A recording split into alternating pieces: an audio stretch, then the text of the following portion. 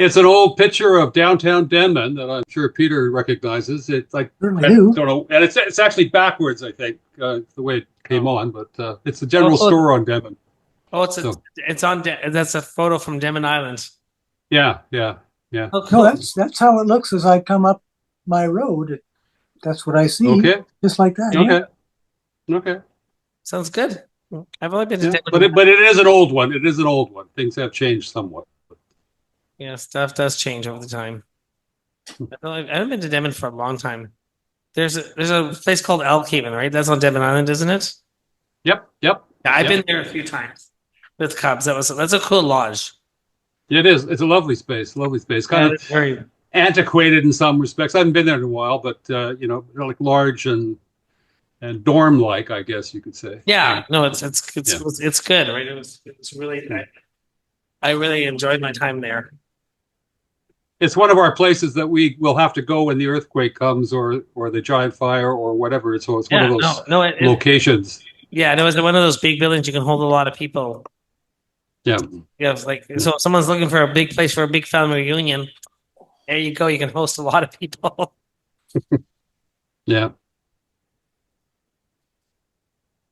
It's hard to find those things for like that. Just 1 second. Hello. Hi, Karl. Yes, you're. I'm Judy. I was supposed to say Judy. No, that's close. Absolutely.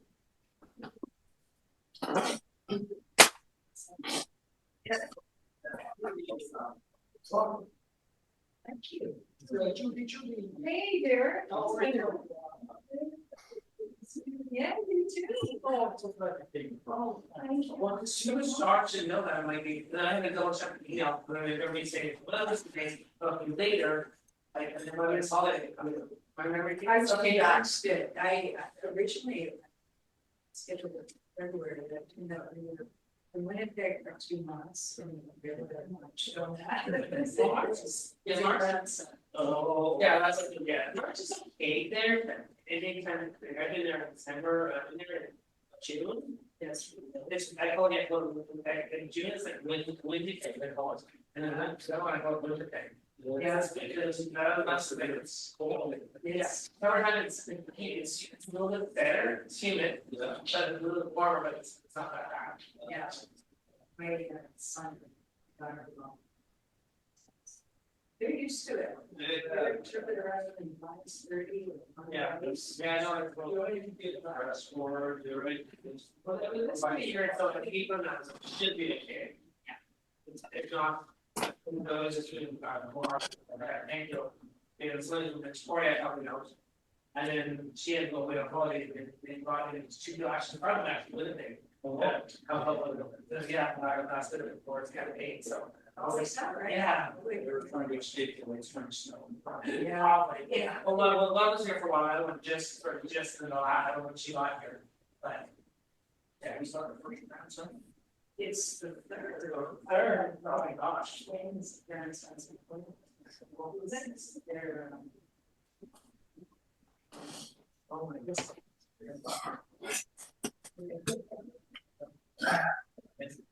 Goes by. so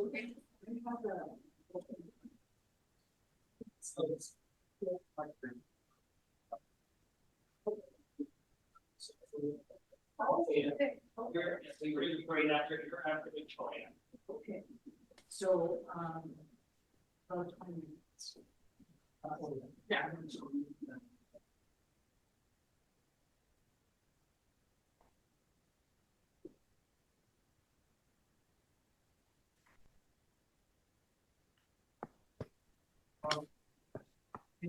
Yeah. Yeah, she replicates her, and Derek's going to come out to more often, Yeah. Okay. Well, it's not. It's like it's very present. I hope I did it here last year. I was.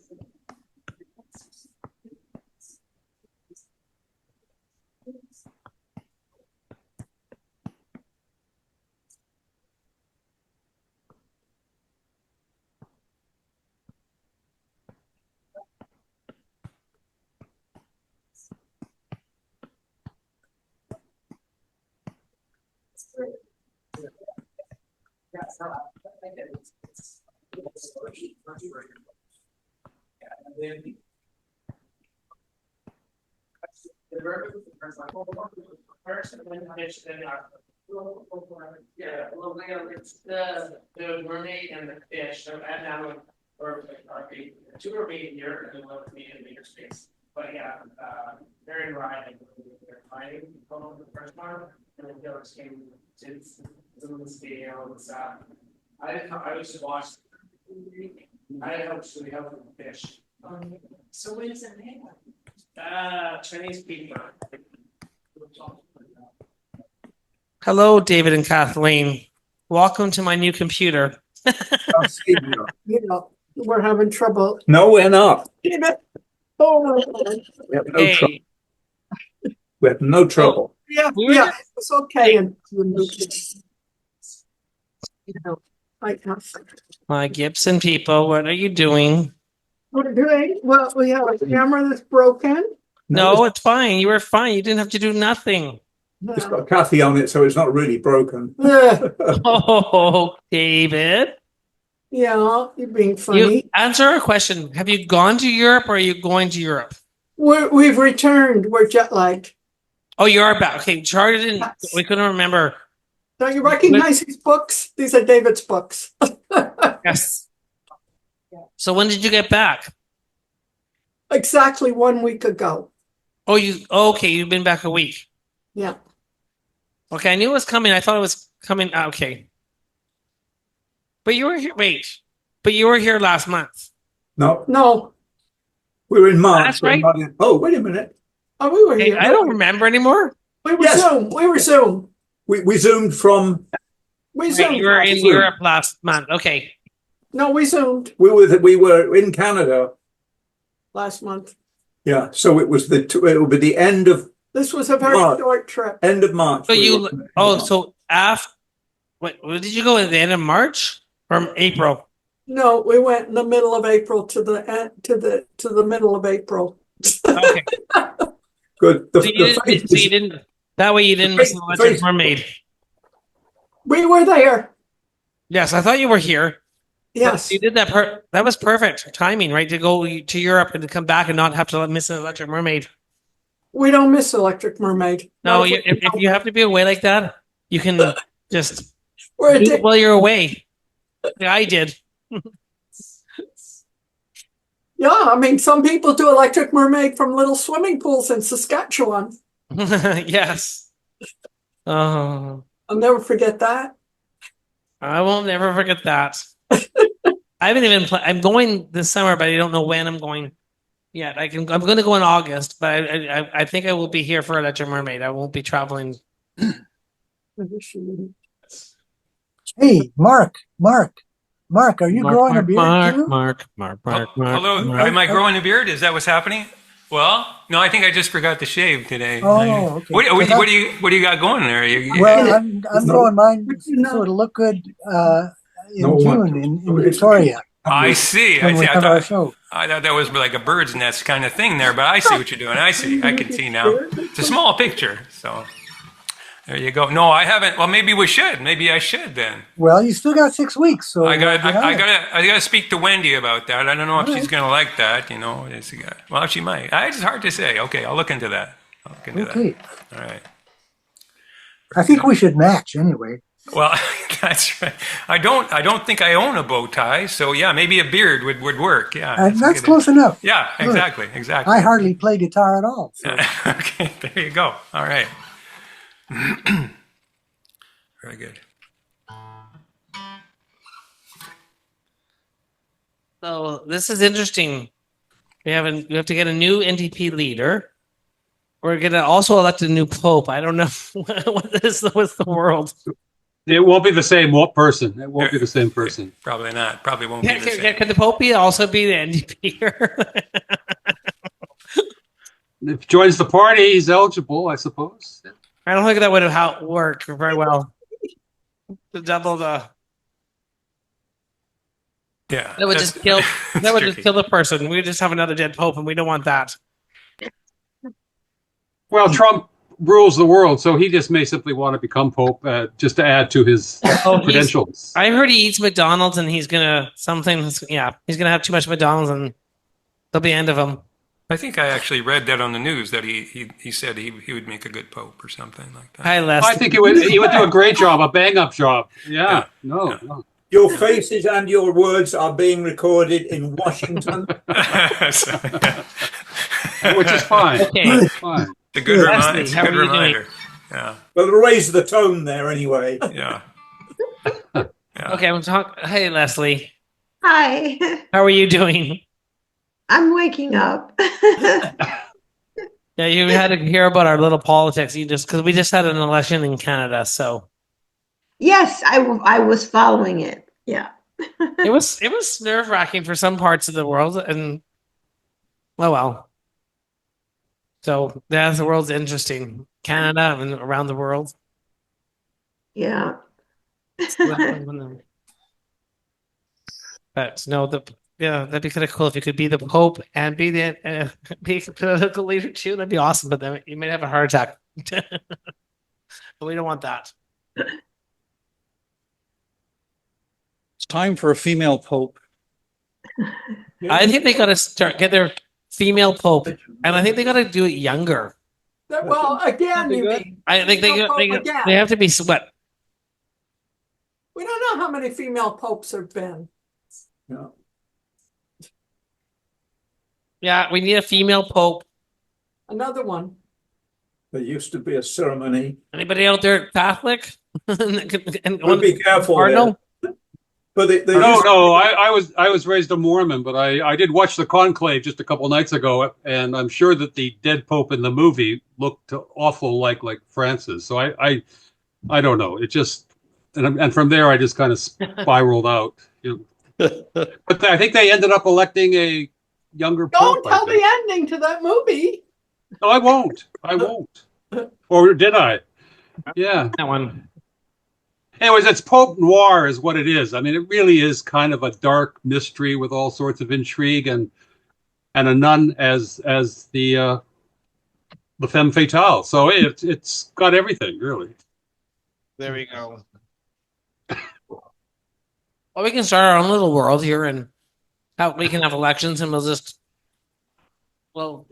the premier can be Evening, Robbie. How are you? Kathleen is our electric mermaid premier. The van's still running. That's good. Yeah, I see you on the road every now and then. Kathleen's like, no, thank you. I don't want that job.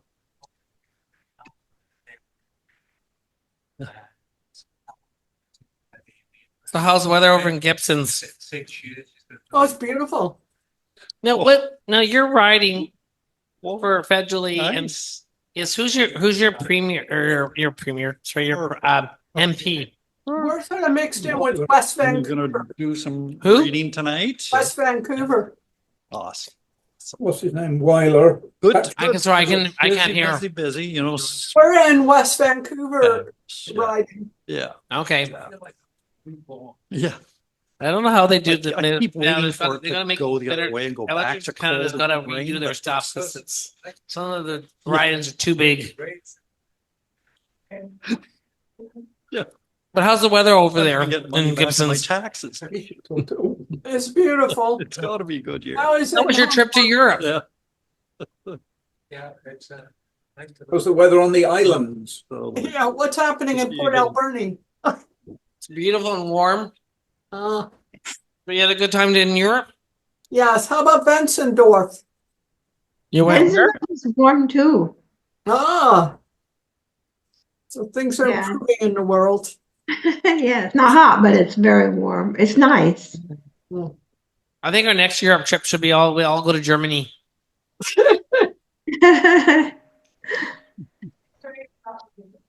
ooh, look at that lilacs. Oh, wow. Lilac time. Yeah. Gone already, isn't it?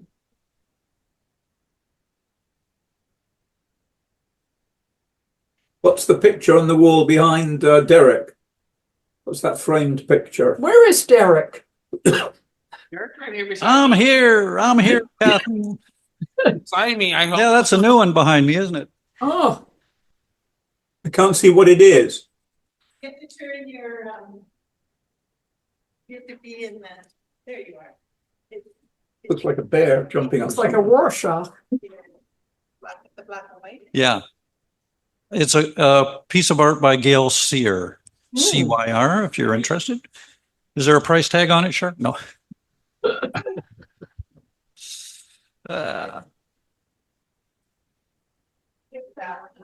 So September is looking like it's going to be a lot of fun. Atma's coming. Oh, great. Kathleen and David are coming, so I'm just putting it out there. If anybody else from away there wants to come join in the festivities here in September, Mark, Peter, Paul, Bill. We won't ask you to come, Leslie. It's a little far. But I'm afraid if I had to go through the states, they yeah, might. the more the merrier. We could have a real live night at Char's there. Is that a building on possibility, it, so- Derek? Is that what's happening in September? What's that, Peter? In September. I missed what you were saying about September.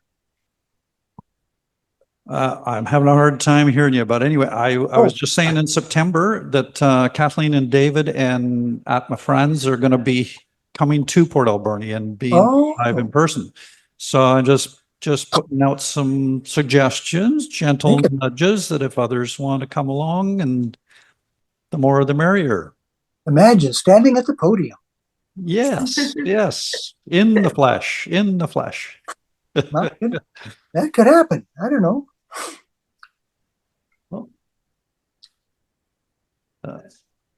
There's Atma coming on board. We missed you last month, Leslie. We were in the middle of exams, and I told Kathy, we have exams. Like we actually had exams all day today too for you, and from like 8 in the morning until like 3 in the afternoon. So I was up like at 5 to get to school and get everything prepared. But Thursday is a holiday in Germany, so I can sleep.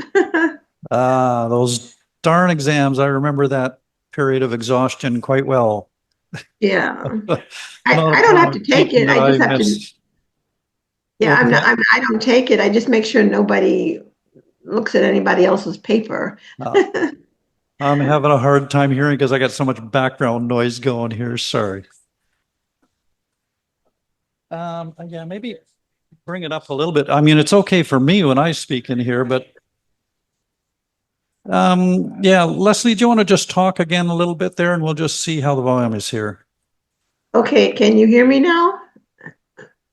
I'm hoarse anyhow, so I hope you can understand what I'm saying. Yeah, just keep talking there a little bit higher, I think. Sure. Okay, what can I say? Well, Germany, right now the weather is really pleasant. We're still in the midst of voting for a new chancellor, and let's hope for the best. The Americans have been supporting the AfD, which is like the new Nazi party. So we'll see what happens. I think we might have a speaker problem there. Yeah, one is Char having to run around. It doesn't help you, Derek, but I hear her very well. So you hear her very well. Okay, good. Yeah, good on that's good to know. So it's all good out in Zoom land. Yeah, strangely. Yeah. Well, I hear you very well too, Derek. He doesn't hear us. It's getting better. Loudspeakers in the room, his room. Carl's loudspeakers are not. We'll take the lilacs. Well, I'm sorry that you have a new Nazi party coming along in Germany. That I occasionally follow the news, and it doesn't look all that optimistic, does it?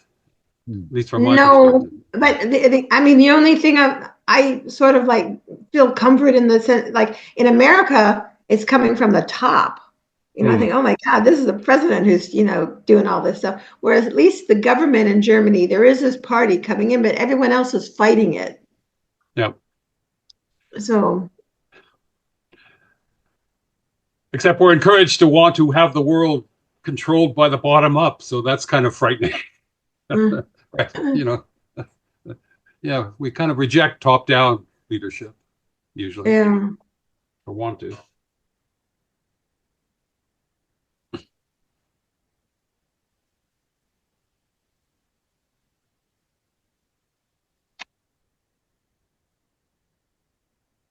We're to the point now where, like, my students are asking me, should they go to the States? I say, no, you'll wind up in El Salvador. Don't go to the States.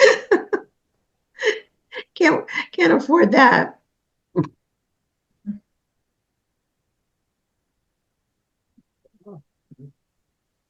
I like doing this because you can see everybody's living room or wherever they sit, and it looks like Just chat out there on Zoom land amongst yourselves so we can get this out. It just here. in the dark. Yeah, it's in the middle of the night. It's 3:00 in the morning. Everyone else is still in daylight. No, although I mean, I must say it's now the middle of the morning, middle of the night. That's why it's dark.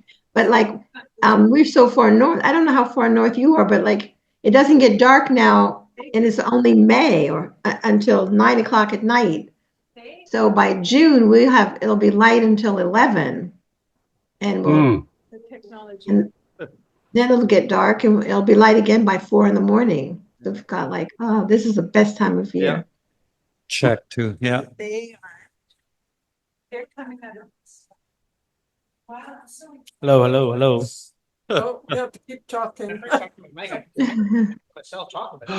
No. Yeah. Check.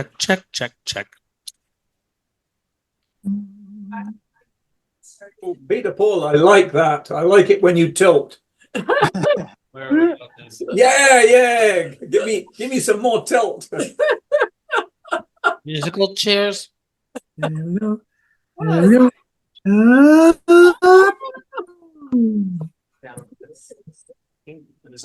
if we're going to start yet, are we? You better be careful. Your glasses will fall off if you keep playing around like that. Oh, very good. Ooh, no, I liked it better wider. I'll put it back where it was. 14, sure. Joe lunch bucket.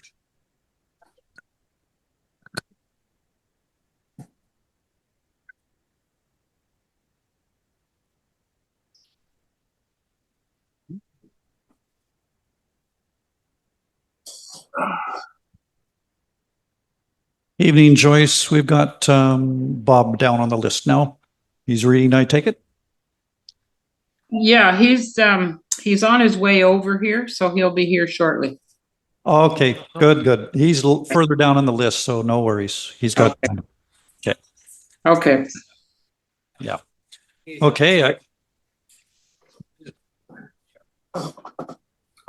Yeah. Okay, we have sound.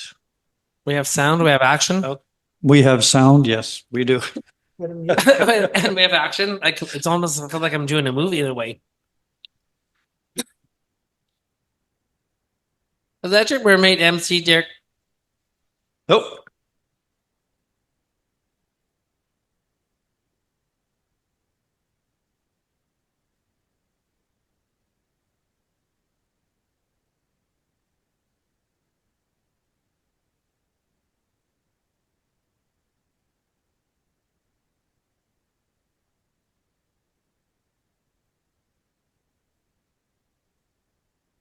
Oh, good.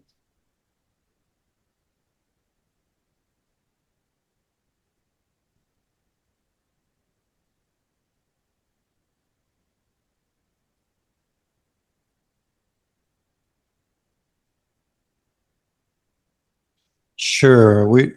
Char's just got a little technical difficulty. She's ironing out here, so we'll get started in a few minutes. And she did get the sound fixed so we can hear you folks quite well from Zoom land now. And I'm really grateful because I was getting ready to go get my hearing checked again. I was thinking, oh. But no, it's all good. So she's ready. Okay, and we've got a few more people. And good evening. Come on in. Make yourself comfortable. Somebody made it all mixed up. You're going to enjoy that. It's good. Now you make me want Mexican food. Yeah. Hello, Brian. Ready? Welcome. Ready there, Char? She's ready. We're all ready. Okay, Go ahead, Karl. Legend Mermaid Emcee Launch Derek us. Hanebury is a Port Alberni writer of poetry, fiction, and creative nonfiction who has taught writing here at North Island College for many years. His new book, Something Else Altogether, is now out. Thank you, Karl, and welcome everybody to another monthly event. Well, Electric Mermaid here live from Port Alberni, beautiful downtown Port Alberni, on the unceded territory of the Hepetcheseth and Sishat First Nations, on whose land we're gathering, and we're grateful to them and their ancestors for sharing it with us. And looking forward to this this evening, we've got a full slate of open micers. We've got Judy LeBlanc here as well as our featured reader, colleague of mine from years ago at North Island College and a fabulous writer. And she's going to share something from her new memoir and from a previous book, I believe, short stories. So, or the novel. Okay. Either one, we'll enjoy it. So we're looking forward to that, and we just want to start off with a big thank you to Char for persisting with the technical stuff and getting it all ironed out and hosting us here. Thank you, Char. She's incredible. I just about had to tear the lilacs out of her hands to get her to set them down. She took it all under control. So we're ready. We're live. We're being recorded on Zoom, and we're gonna start off.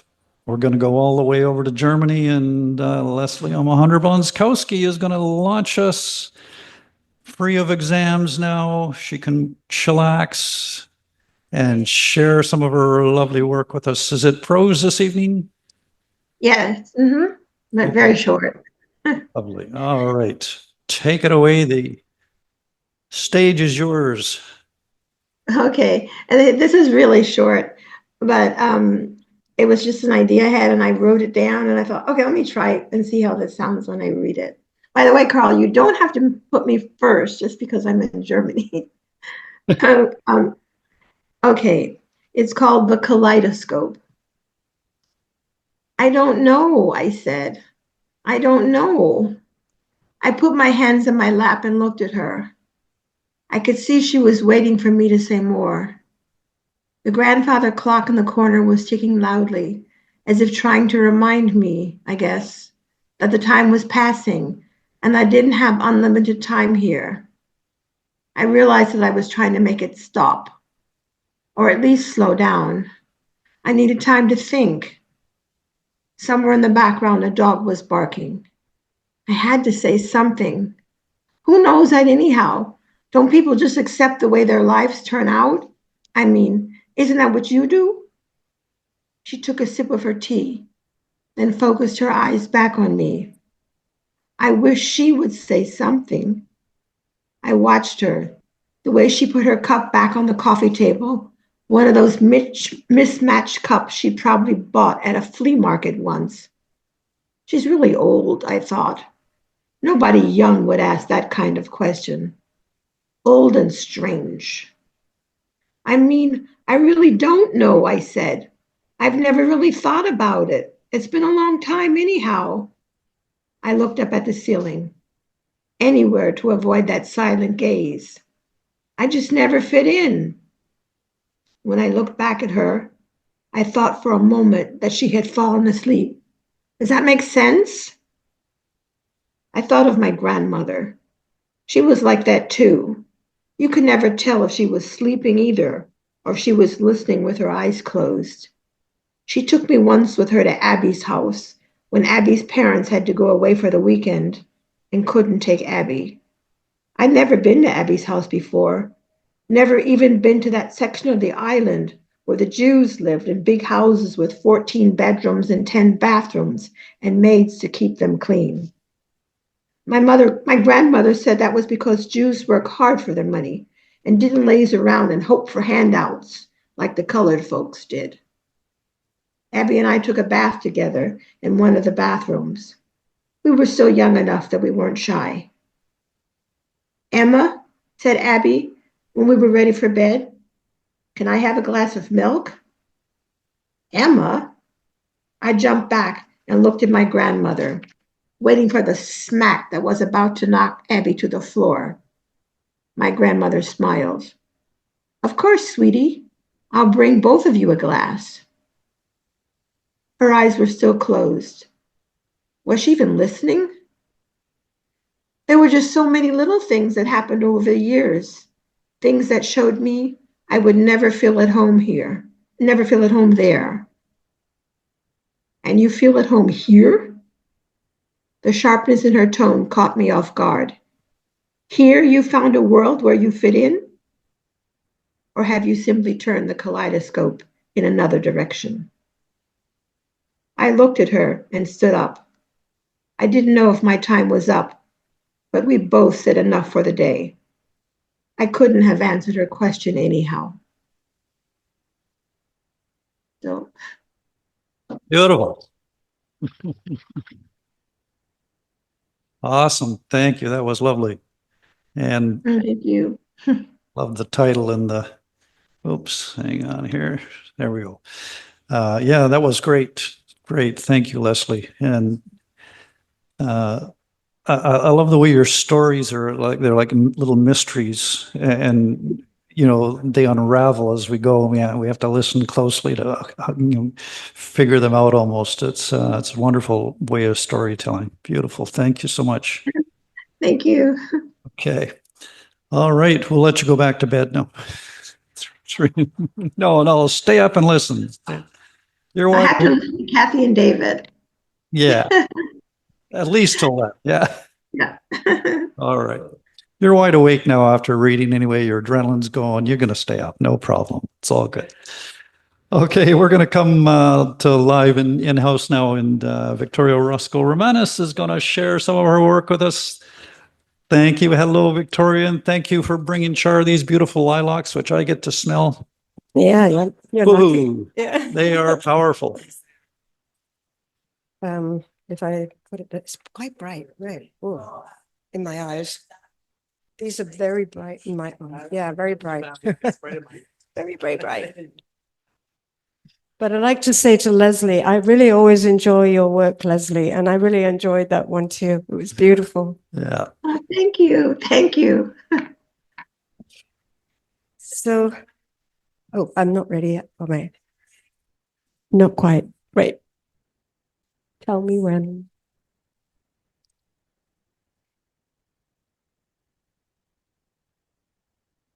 Yeah, he got full-time work, so he's not so available anymore, unfortunately. Yeah.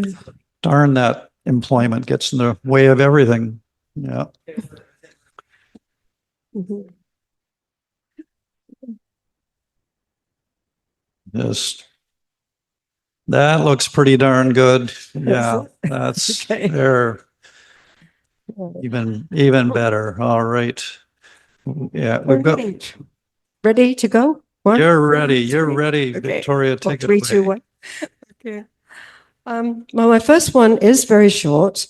I always listen to North by Northwest, and this was a particular challenge to do a haiku on spring.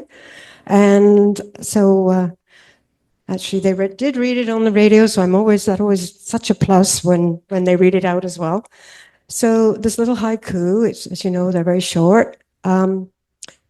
Melting snow, green shoots, bravely sturdy snowdrops stand in white, reaching for light.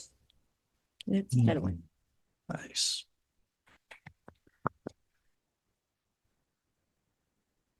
And this one I wrote because I thought it was coming 2 months ago, and I never made it for different reasons. Mm-hmm. It's based on my feelings in the winter, well, all the time actually, of looking at the homeless on the streets, especially when it's freezing cold and you just wonder how they survive and where are they going to find some shelter, some warmth, if at all.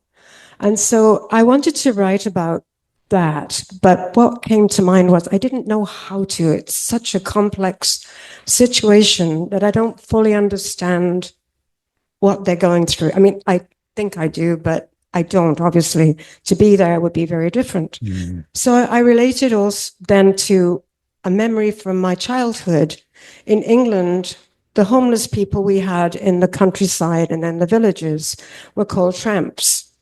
And so I'm just giving you a little history because otherwise some of it you may not actually understand. So there was one particular tramp called Tommy Breton, and he would travel from village to farm, and I lived on a farm, and he would arrive several times a year. And this is what it was about him and my grandmother. She is Harriet Ann, and my family name was Hazelhurst. So a few of those things might help you understand what I'm saying. Where will you sleep tonight, Tommy? Tommy, it's winter. Will you choose Hazelhurst barn amongst the hay bales in the company of the feral cats? Will it be the cowshed where you will be warmed by the herd's body heat and warm breath? Harriet Ann will know you are there and bring you hot tea, milk and breakfast when you wake. Tomorrow, will it be a different farm in Dutton Village? Rutters, Hargreaves, Appletons? Perhaps a different village. Summer's warmth gives you different choices when haystacks and cornfields make a cozy bed. Your life was in the early 20th century, a little different now for the city homeless in the 21st century. Their choice is a doorway, a tarp in a park, someone's shed or under a sheltered bridge.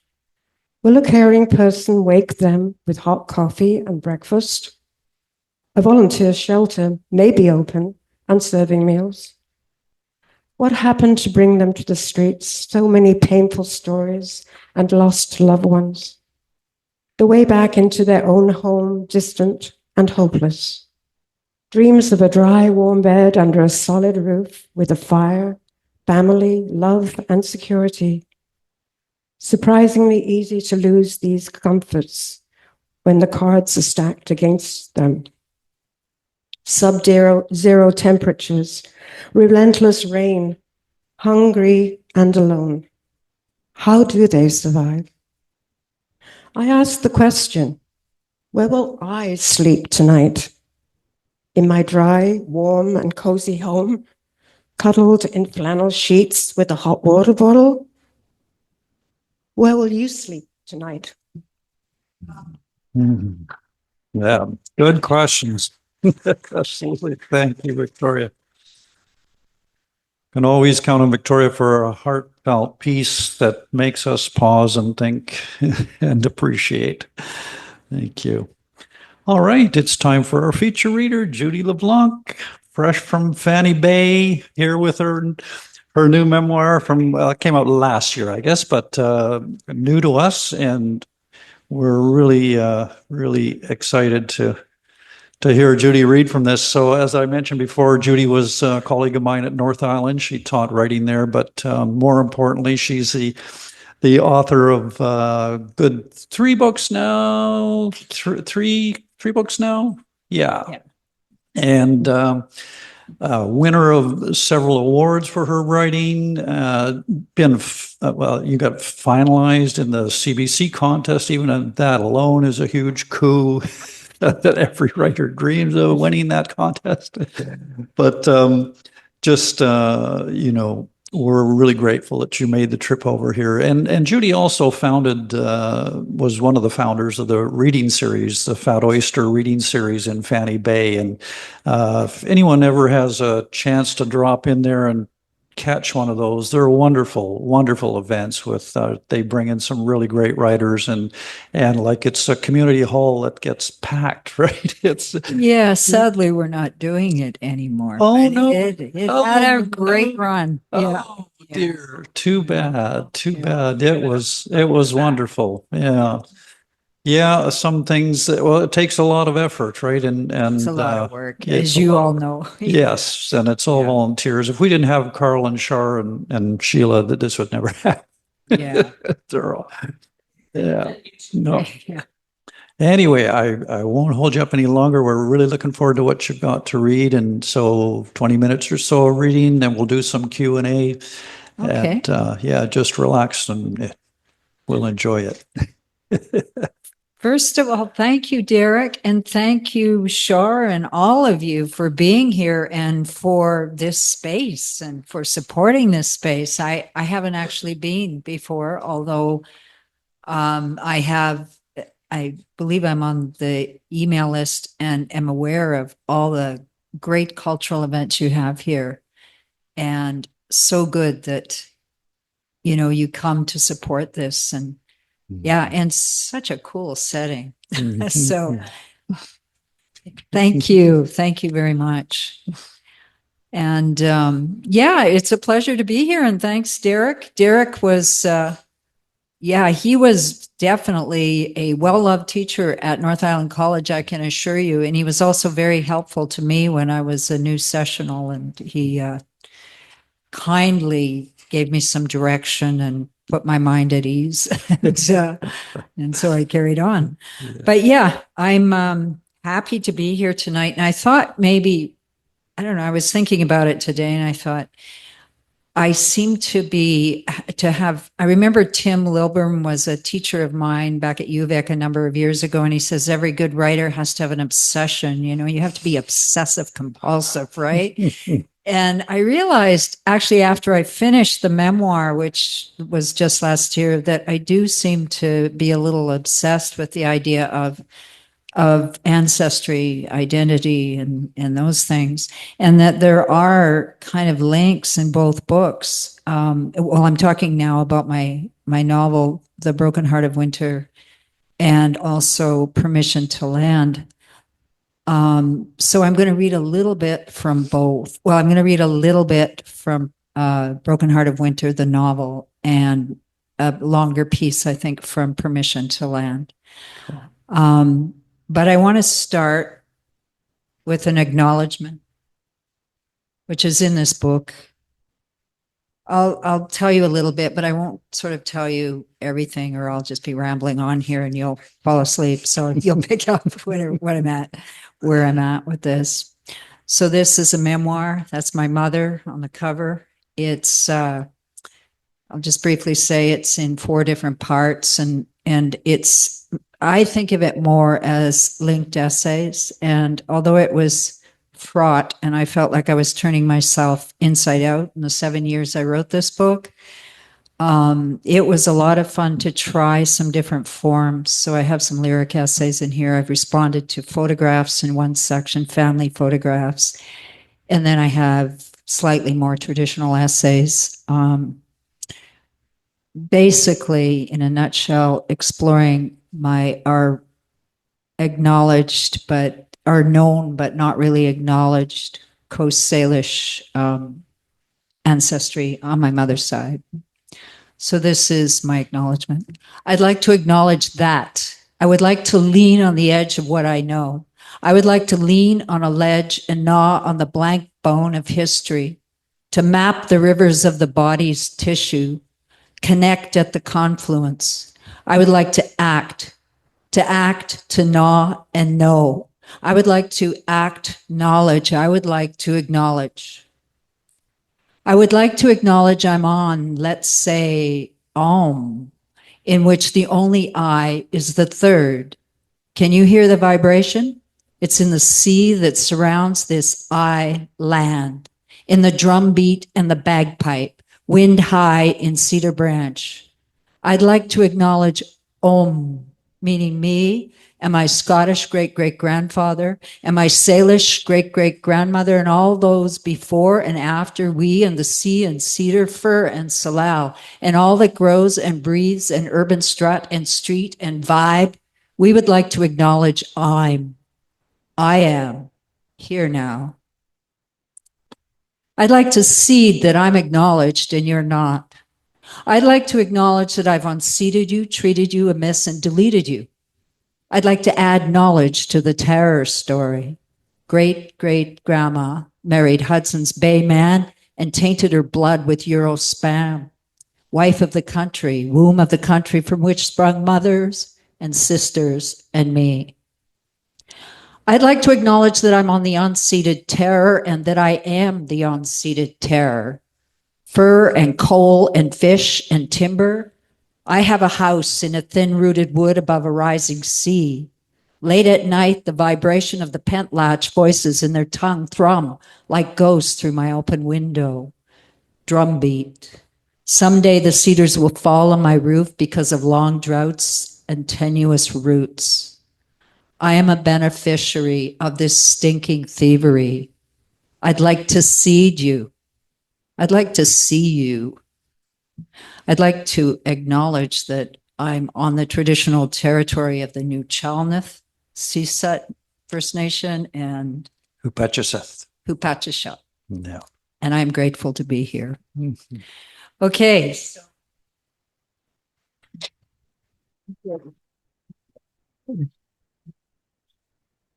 So this book, I'm going to go skip back to the novel now, was informed and inspired by my father's Acadian roots. My dad came from Cape Breton Island, and I knew little about that history as well. So spent several years researching and writing about that.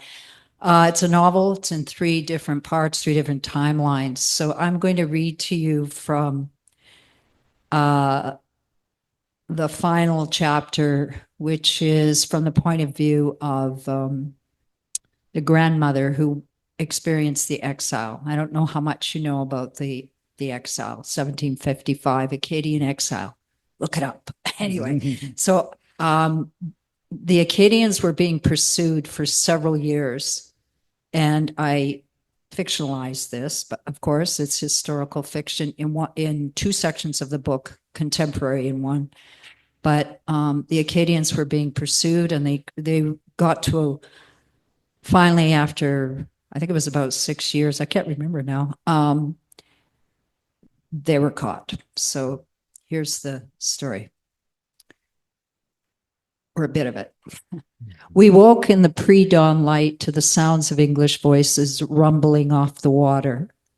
I opened my eyes and met the shadowy circles of René's eyes. He stood at the door wearing a nightshirt and cradling his musket, his head tilted in my direction. He watched me sit up, throw a shawl over my shoulders, and pull on my moccasins. Neither of us spoke. The children didn't stir. René pushed the door open and left the house. I took the Charleville in hand.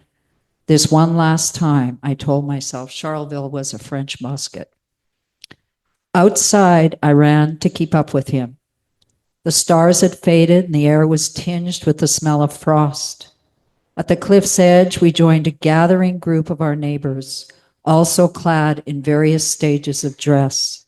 They too were silent, with their eyes fixed on the sea, where a ship swelled out of the fog-choked water.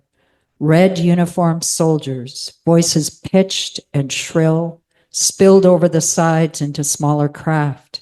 Reaching the shore like a wave of rodents, they swarmed the beach, slinging muskets and carrying flaming torches. That was it. I hadn't imagined it would be like this, though I thought I'd imagined every possible scenario. I hadn't thought we'd be caught in our nightclothes, speechless, unable to move as if we were waiting for them, always in wait. A low, frantic murmur came from the crowd. Children clung to their mothers. the fear they felt from their parents rising to their throats in screams. Mathurin hobbled from our house, struggling to carry his whimpering baby sister. Marguerite and Joseph stood next to us, most of their 10 children clamoring around them. Marguerite sagged against me. All that cheerful iron will collapsed into that one gesture. Standing as tall as I was able, I rested my arm around her shoulders. The English advanced up the bank. There would be no running to the dark forest behind us with its promise of yet another death-clad winter. René hoisted the butt of his gun to his shoulder. 2 soldiers advanced toward him, waving their guns and shouting. Glancing rapidly from the soldiers to the children and his neighbors, he tossed the gun to the ground and stepped back with his hands in the air. In his face, I saw that he knew this was only the beginning of many fresh humiliations ahead of him.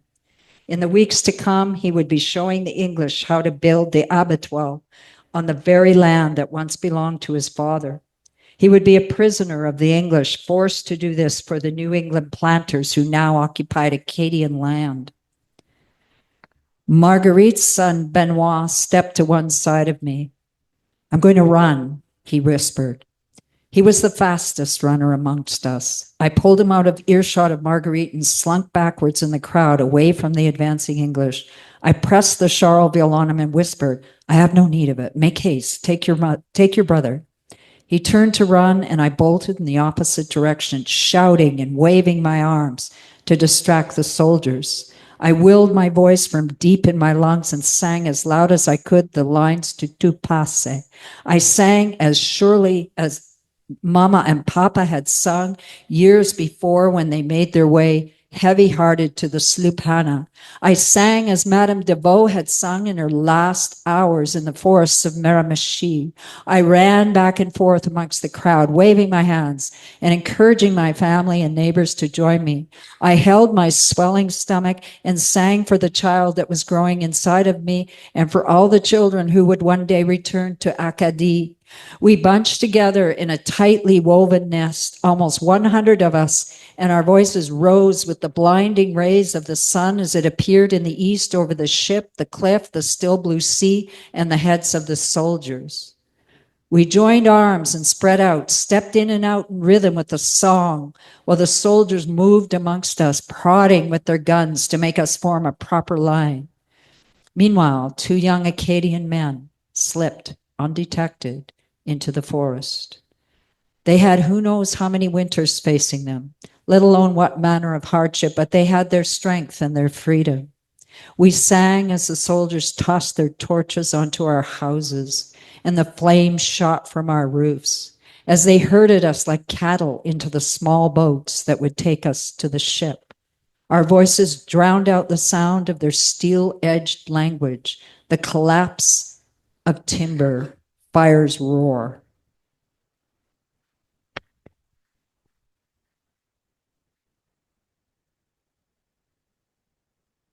Hoping I don't go over here, but I wanted to give you a taste of this book as well. So I'm going to read I'm going to take you actually back in history as well. Remember COVID? So this is, this is an essay. This is nonfiction. So an essay that came to me during COVID. It was, So Comox Valley 2020. Before my mother died 5 years ago, I told her she should live. Then I told her she should die. That's got to be akin to playing God. What audacity. Is this the sort of advice doctors should give daughters should give their mothers? It's best she was gone long before these COVID-19 days. She never had to live with a global pandemic, a marauding virus. My daughter quotes Facebook memes and maxims from health officials. We all do. Stay apart, stay together, stay home. Who'd have thought it would have been so difficult? Humans are by nature on the move, dynamic, growing, changing organisms. My daughter drops off homemade sourdough bread. Honeygrove Bakery is giving away sourdough starters. She's recently been extolling the virtues of fermented foods, how they enable thousands of busy little microbes to beneficially colonize our digestive systems. The trick is to keep the starter alive. You have to feed it continually, then add some to each batch of bread so that it's passed on from loaf to loaf like a genetic footprint. There's an interdependence between the loaves, the link in the sourdough culture. So many people are baking that the grocery store shelves are empty of flour, and they're swarming the nurseries for seeds and little starter plants. At a time when the daily news tallies the worldwide deaths, people are obsessed with growth. My mind imagines the virus shedding in an invisible vapor off the unknown infected, which could as easily be me or my neighbor. Wear a mask, stay apart, gratitude is urged. Be grateful again. Be grateful every walking hour of every COVID-addled day. Get outside, my daughter says. I take my sprout and organic tomato sandwich. Keep yourself healthy. On sourdough bread out to the patio at lunchtime. They're putting in a new water line along our road, and the neighbors are building an addition. Loud, large machines thud and rumble back and forth past my house, shatter the sound waves. Sounds of spring, I say to my daughter and hold up the phone. I moved to the country for this. Asshole, she says. She enjoys swearing like her mother, like her grandmother did. I tell her 113 people in BC died of an overdose in the opioid epidemic during March alone. By comparison, only 126 died from COVID-19 in 2 months. These are the early days. I know, she says. Of course she knows. She's a social worker, as I once was. She hears facts every day that most of us would prefer to ignore or deny. Where's the money for that epidemic, I ask, meaning the opioid crisis. Don't read the news so much. What news? You call that news, I want to say, but don't, because she hates it when I ask these kinds of questions, make these kinds of provocative statements, and she doesn't have a lot of time. And I don't want people to mistake me for a conspiracy theorist, an enemy of the state. My daughter doesn't need that. Besides, I know for sure I'm not an enemy of the state or a conspiracy theorist. Maybe a bit oppositional, but who isn't, especially these days? And my daughter's okay with that bit. And what is that anyway, oppositional? Someone who opposes the status quo. My daughter and I are drawn to people who don't fit the mold. Once my mother worked in a group home for adults with mental health issues. One of the residents was in the home because she'd cut off her own arm at the elbow with an axe. And it was this woman, this one-armed woman, who wrote poetry that my mother bonded with. While the other residents watched TV, the one-armed woman and my mother took their cigarettes out on the porch with one of those old-fashioned monster amber-colored ashtrays and talked and smoked their brains out. The woman told my mother all about how the voices ordered her to harm herself because she was a, quote, piece of shit. Their words. My mother advised that broken, self-loathing, limb-severed woman to kick those assholes and jerks across the planet because what did they know? My mother knew beyond a doubt how good and special and entirely worthy of love that one-armed poetry-writing woman was, and she told her so every night for the 2 years she worked in that group home. And the woman would read her poetry to my mother, and together they would talk and fill up the ashtray until the night turned dark and cold, and everyone went to bed, and my mother's shift was over. One time when I was 6 years old and walking home from school, I don't know where my older brother, who usually walked home with me, was that day. A boy in the grade ahead of me pushed me onto the ground. I can't remember why, only that I felt the pure injustice of that moment, and I went wailing home to my mother to tell her so. Her advice was not to take any crap from anyone, to march right over to that boy's house and let him know he wasn't getting away with it.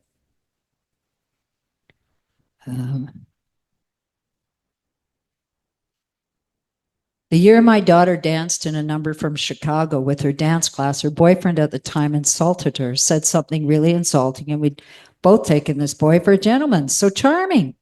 I wasn't there, but she told me afterwards that before she knew it, her hand sprung out to smack him in the face. I could tell she was surprised by her reaction and feeling guilty. I taught my kids not to hit. I stared at her for a moment. Then before I knew it, I was singing Cell Block Tango from Chicago. He had it coming. He only had himself to blame. If you'd have been there, if you'd seen it.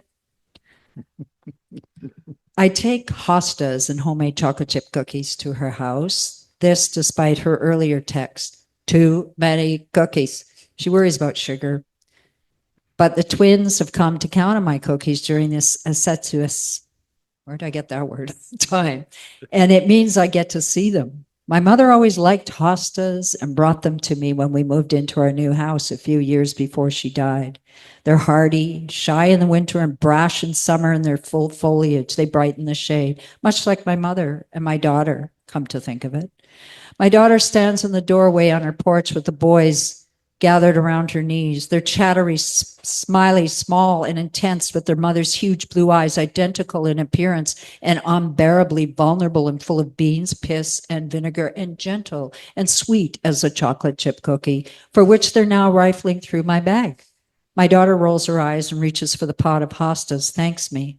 We're practicing physical distancing, so she doesn't invite me in. I must be at least 10 meters away in the middle of her front lawn. We have to shout. I exaggerate, but she does prefer to err on the side of caution. Put them in a shady spot, I say, lots of water to start. The cookies? She raises one eyebrow, thinks she's funny. The boys laugh, they adore her as I do. I tell her I went for a walk with a neighbor this morning, but it was very safe because the neighbor insisted we walk on opposite sides of the road. All the big machinery working on our water line lumbered between us, severing our conversation. After a flatbed truck carrying a grader passed, I scanned the road for my friend, who'd become a silhouetted shape off on the horizon line. I'm considering taking a pair of binoculars with me next time, a megaphone. My daughter rolls her eyes again. Don't walk with friends for now. A latte would make it all so much easier. She tells me to stop at Milano Coffee on the way home. You can't go inside and you have to wait 2 meters apart at the window and the lineups are long. I frown, then catch an expression on her face that reminds me of myself looking at my mother when she would say, all I want is a cigarette. A certain patient scrunching of the lips and slight tilt of the head. I tell her grocery shopping is insane. The arrows taped to the floor are so confusing. One day someone's going to get really mad at me, I say. I'll be going the wrong way up a one-way aisle, story of my life. I hate that people lean away and look down if you pass them, she says. What are you doing passing them? Go in the direction of the arrows. Get your groceries delivered, she says. The boys asked me to tell them about the grader and the big truck again, and she says she has to get back to work. How is that possible with twin 3-year-olds at home and advice to keep grandparents away? The world expects too much of mothers. On my way home, I listened to the provincial health officer on the radio. Be kind, be calm, and be safe. I hit the off switch and flip a CD into the player. Listen to William's raspy voice sings Car Wheels on a Gravel Road. I grow weary of positivity, but my daughter's bread is very good, the staff of life. She wants me to remain alive in the way I wanted my mother to remain alive. One day my mother was in her garden on the edge of the forest, hauling wheelbarrows full of soil, flinging them by the shovelful, ordering my father around, and the next she'd taken to her bed in a modular home park set aside for seniors. At least it seemed that sudden, though likely I wasn't paying any attention. For the next couple of years, she ate only what was necessary to maintain a tremulous breath. I guess I'd always assumed her death would be an immediate and dramatic reversal of life, a massive heart attack in the garden, a brief battle with a vicious cancer, fought fiercely to the end. I never imagined a gradual retreat into a small room where, though she'd always piled the bed high with plump pillows and freshly pressed matching linens, until then she'd never spent more than a few necessary hours a night. There's no honor in failing lungs, a slow diminishment of breath, what they named chronic obstructive pulmonary disease, COPD. A life is accumulation, a culmination of, in my mother's case, years of cigarettes, long hours on her feet, slinging meat trays in grocery stores, late nights vacuuming and making lunches for 4 children and a husband, living with my father that had to have aged her, my younger brother's death at 48, a family history denied. The pulmonary loop means the heart and lungs must work together. She drove life hard. It drove her hard. The heart can only take so much. Relax, Mom, we all said. Relax, sit down, look at all the pretty flowers you've grown and the children you've grown to adulthood. That article about your garden shop in the local paper, your repeat customers, the tidy pathways you've carved in the shadow of the forest. Rest. My mother's garden was a refuge to all but her. She was a brown-skinned, angular, not tall, brown-eyed, with a thick mass of black hair that she kept short, slim and muscular, matching pants and tops, smooth skin. People, feeling it necessary to name, said, Italian descent, Greek maybe, possibly Cuban, never Coast Salish. She rarely spoke of her mother, never her grandmother's on her mother's side, never Coast Salish. In the book Citizen, speaking specifically of racism, poet Claudia Rankine talks about people who, quote, achieve themselves to death, trying to dodge the buildup of erasure. My mother was described as driven, never sat still. My siblings and I always said, given half a chance, she could have run a multi-million-dollar corporation. What was she striving for? Could it have been the opposite of erasure, visibility, to be seen? We're running a little over there, Judy. So Okay. if that's a good spot, or if you need to go a little further, whatever's. 3 more or a couple more lines. Go. Okay, I was going to ask you. Yeah. On one of her hospital visits, there were a number, pneumonia, atrial fibrillation. My mother lay in a narrow bed in the hallway of the emergency ward, waiting for a nurse, a doctor, a cubicle with a curtain around it, maybe some privacy. What's the point? Eyes heavenward, her facial expression, a power surge in spite of the quiet voice, her tiny, emaciated body. Thank you. And I'm sorry I went over. I was becoming aware that I. No worries. No worries.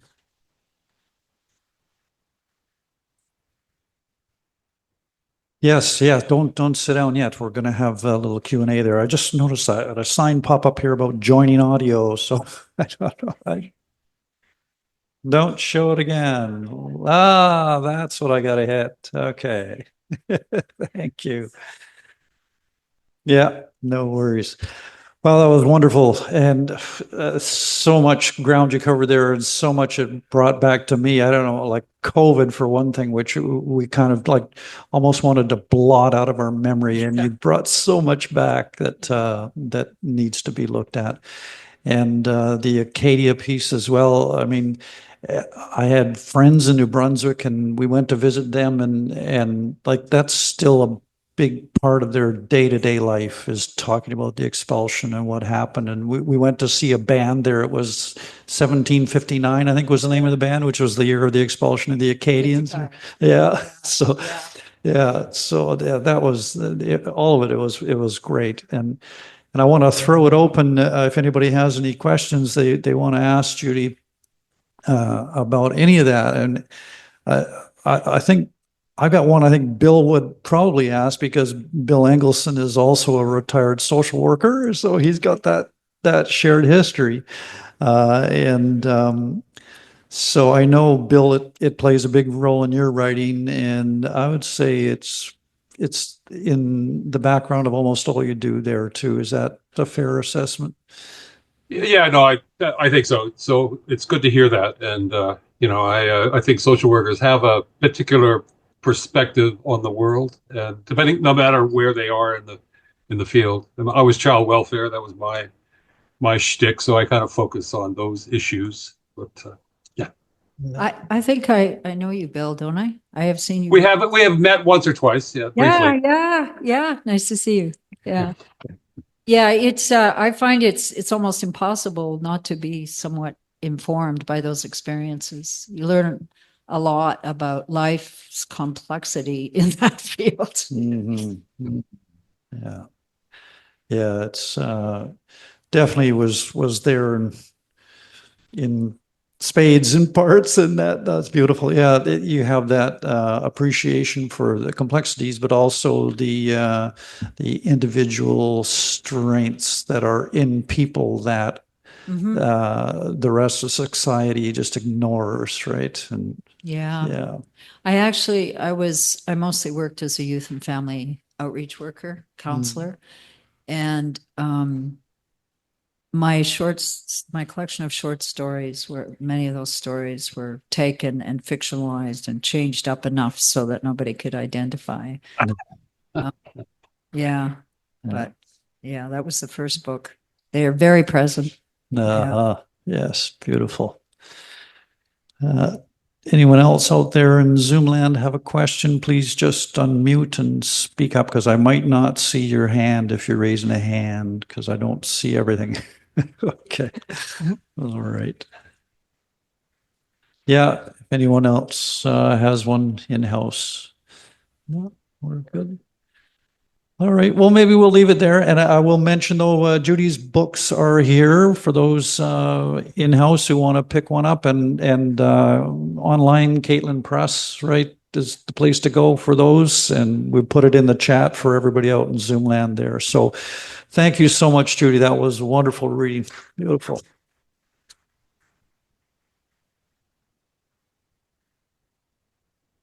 All right, we're going back out into Zoom land, and Peter Paul Van Camp is up next from Denman Island. Come on, unmute yourself, Peter Paul, and been enjoying your poetry on Facebook. It's a great post you've been doing lately. Well, thank you. Thanks, Derek, and good evening, everyone. Well, this piece I'm going to read for you now goes back about 8 years, shortly before we actually moved to Denman Island. We were staying next door but one at Del and Shirley Phillips' house, and in the cabin was a copy of a book by Woody Guthrie called Pastures of Plenty. It was a book of his unpublished writing.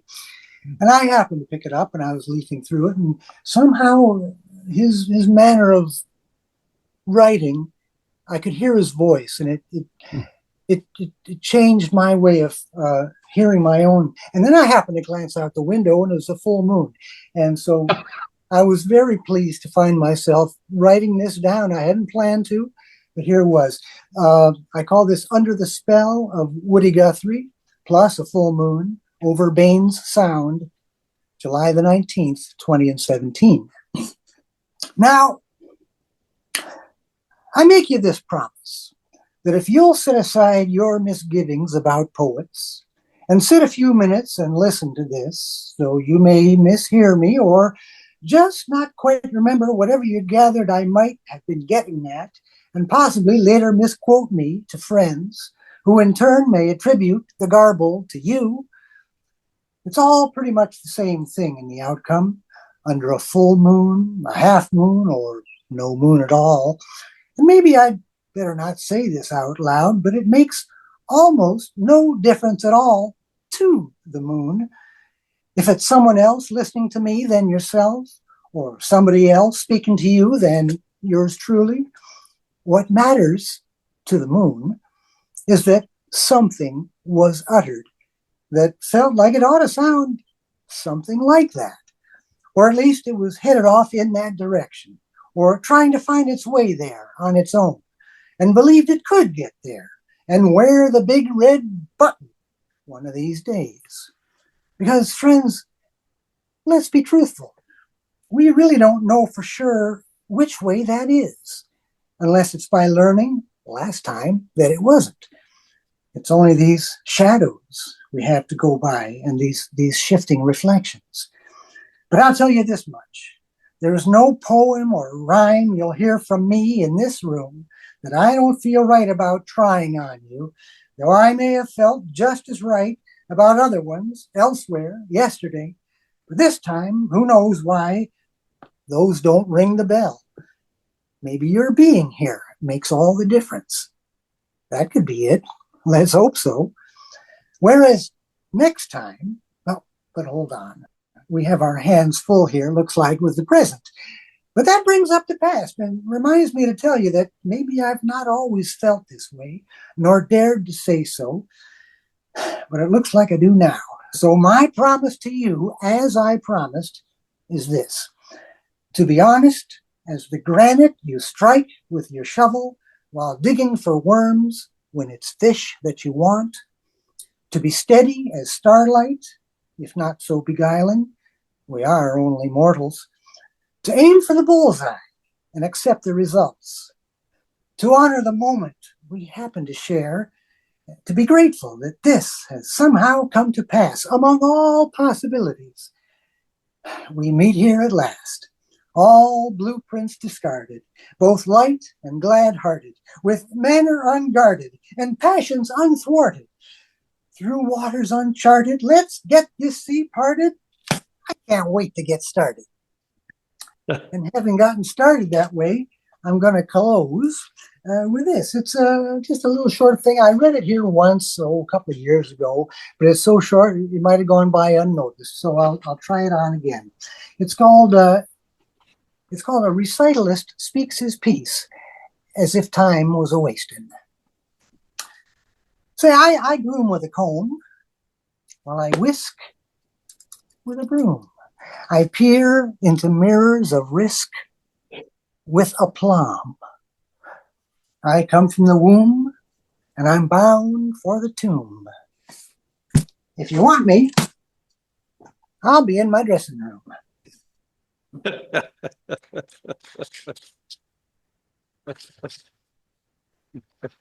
It's the same room, so I'll be here. Thank you, Peter. That was so entertaining as always, and I love that line. We've got our hands full with the present.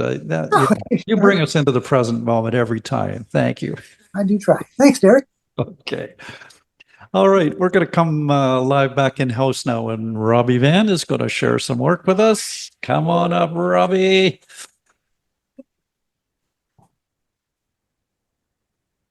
And I think you've got a show coming up here. Is it next week? Next Wednesday. Next Wednesday. That's right. Yeah.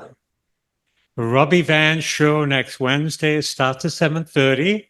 And my guest musicians this month, Chi and the Bandit. Wonderful pair of musicians that play guitar and sing. Awesome. Now, I've been reading from my book, Edgeworld. And I'm going to continue on from where I left off last time. As Edgeworld takes place around COVID and 4th Avenue, which is the homeless district. As Edgeworld beckons to the dispirited, so the abyss waits to cradle your soul. Surely comfort is only for the weaker spirit. It's easy to smile when one has food, one's belly is full, and a warm bed in which to slumber. But always remember, they are weak. We are Edgeworld as we wander the deserted heart of an impoverished lands. Nomads of the concrete, warriors who conquer demons and nightshades that would pick us clean. We survive. We're all battle-weary, but perhaps there is one last supreme fight left, eh? Shall we? Edgeworld whispers, come see me, come be me, come float on a dream and be arisen. I am your answer. Here is your reprieve. I will rescue you. Come be rewarded for your valor. You are and will always be my child, and I will cradle you. Float you to heaven in its cloud of glory. Hallelujah. He exhales in a smoke of marijuana. The crows wander in with their Godspell books, beads clicking through their bony hands. Follow me, they call. But the shriveled meals of a shriveled crone is no answer that a hero like Tosca would heed. Although if they're handing out those tuna sandwiches and he doesn't get a lecture, he'd take one of those. The sailor waits at the gates of heaven while we are all sinners, yet we are all loved, but only if we are saved. The thump, thump, thump of the overpass gives cadence to his spells as a few of the mumblers call out, I am here, I will follow, for I am so lost. Oh, save me, save me. Afterwards, when some of them don't return, it does leave one to wonder. Did they find safe passage? Or were they bewitched by a god that spells them bound to a sacrifice on the altar of money? One never knows the power of a well-placed prayer after war. Pray for a clean death, then, if there's such a thing. Indeed, pray for death. Isn't that the point of the needle? Blessed be oblivion, I would be a ghost in truth, for this world has made worm meat of me, yet I still live on in this rotting vessel. God help me, no one else can. Tick-tock, tick-tock, tick-tock. They wander through the streets at all hours, combing through the trash, collecting bottles. A busy horde of scavengers. Beware, beware, lock your doors. There's an argument down there as Robbie peeks through the curtains. Babbitt peters out as they go their separate ways. Writers aren't far behind in the income department, she thinks, but at least I can afford a roof. I got to get out of Edgetown soon before it consumes me. It's bloody scary. Someone got murdered just down the street the other day. Take a hint. A little discipline's what needed to finish any project. And how many books have I started anyway? Yeah, right. So about that discipline. The nights are getting warmer and there's more activity outside. It keeps me aware of where I am. I don't feel safe in my own neighborhood. Do I need a bigger reason to work? There's relief on the way, surely. Edgeworld, the beckoning. Tosca waits and wishes he could die. He's in so much pain. Sober sucks. The emptied bottles click as he searches for a few drops. Nothing. Time passes just trying to survive. There's a clickety-clickety sound in the tunnel coming his way. Maybe he could bum a joint. At least this group isn't too bad. He's noticed them before. Some of the others, though, are big and threatening. It's best to avoid them. Safe to stay. A hat that would have suited Sinatra, singing on his head, jammed down to keep it in place. Surfer boy comes gliding over the pavement, does a few tricks on the stanchion, flips his board, and pops it under his arm. You belong to the city. You belong to the night. Comes floating through the tunnel and his buddies pop out and peek around. Passing a joint back and forth, the six of them start talking about their next destination, or at least their next move. Beautiful. I wasn't expecting Sinatra in the middle of that. That was interesting. And I think I see a small theme emerging in the evening already with Victoria and you. And yeah.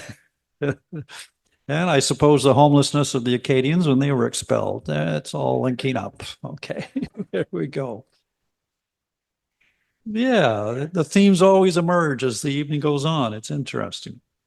All right, we're out to Zoomland, and Jennifer Wenn is standing by. Good evening, Jennifer. Congratulations on the anthology.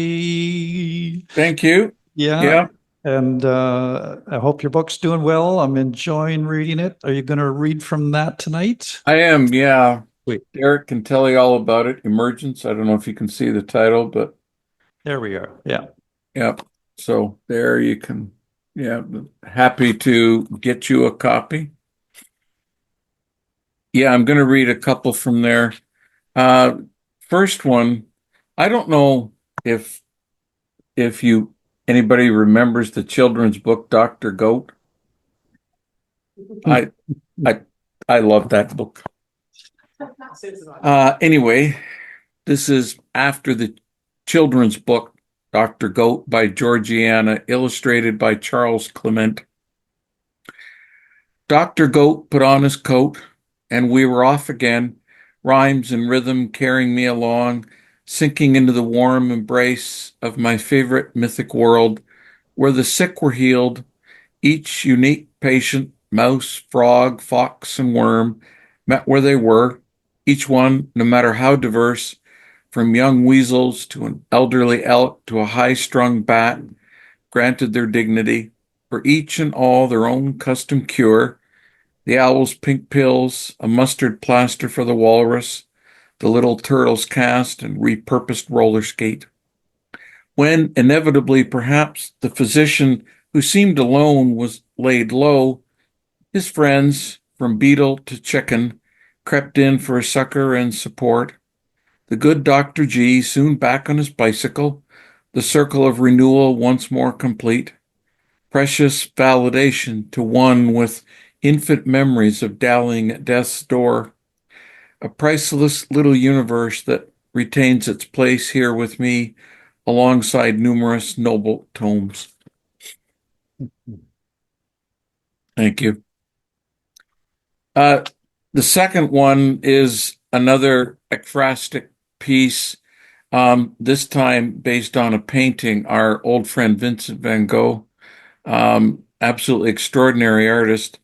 A few years ago, 2021, maybe, I'm not sure, it was still pandemic-y. There was a really good exhibit at the Detroit Institute of Arts. I can't cross the border now, so I'd never be able to get there anymore. But at the time I could, and I went, and there was one piece that really caught my eye. It was extraordinary, and so this poem is about it, and it's called Vincent's Stevedores, and it's after the Stevedores in Arles by Vincent van Gogh, 1888. Like oxygen to flame, I am swept to radiant sunset, cradled by a baroquely ornate frame belying the artist's desperate penury. Museum light playing on crests of strokes, bold, fast, and feverish to seize and hold vision and meaning. For traverse from sun's glowing adieu across the gently flowing Rhone, down to foreground shadows swimming out of reflecting water. Watch as they resolve and vitalize into a key-moored boat and workers racing night to unload coal that will fuel the town behind, while the Truncatai quarter on the opposite bank floats out of silhouette to welcome twilight.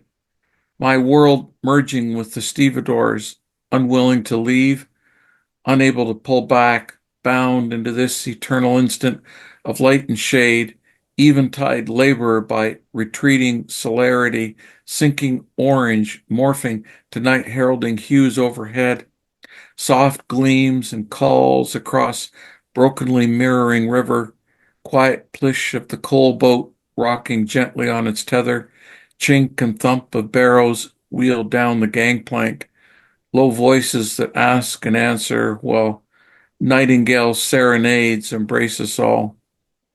Life in defiance of stalking moonrise. Thank you.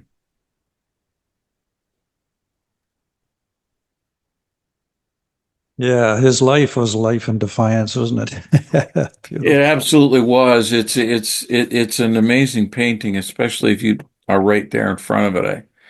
I had a hard time pulling myself away from it. Yeah. You know, you're in the midst of a great artist when you start to look at the world differently after you look at their work. And that was the case with Vincent for me too. It's like all of a sudden, oh yeah, oh my God. Yeah. Yeah.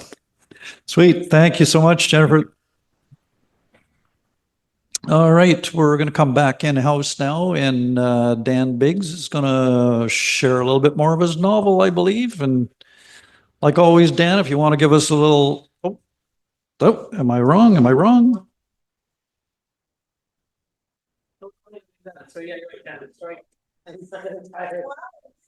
Hey, I caught Karl for once. This is the first time that's ever happened.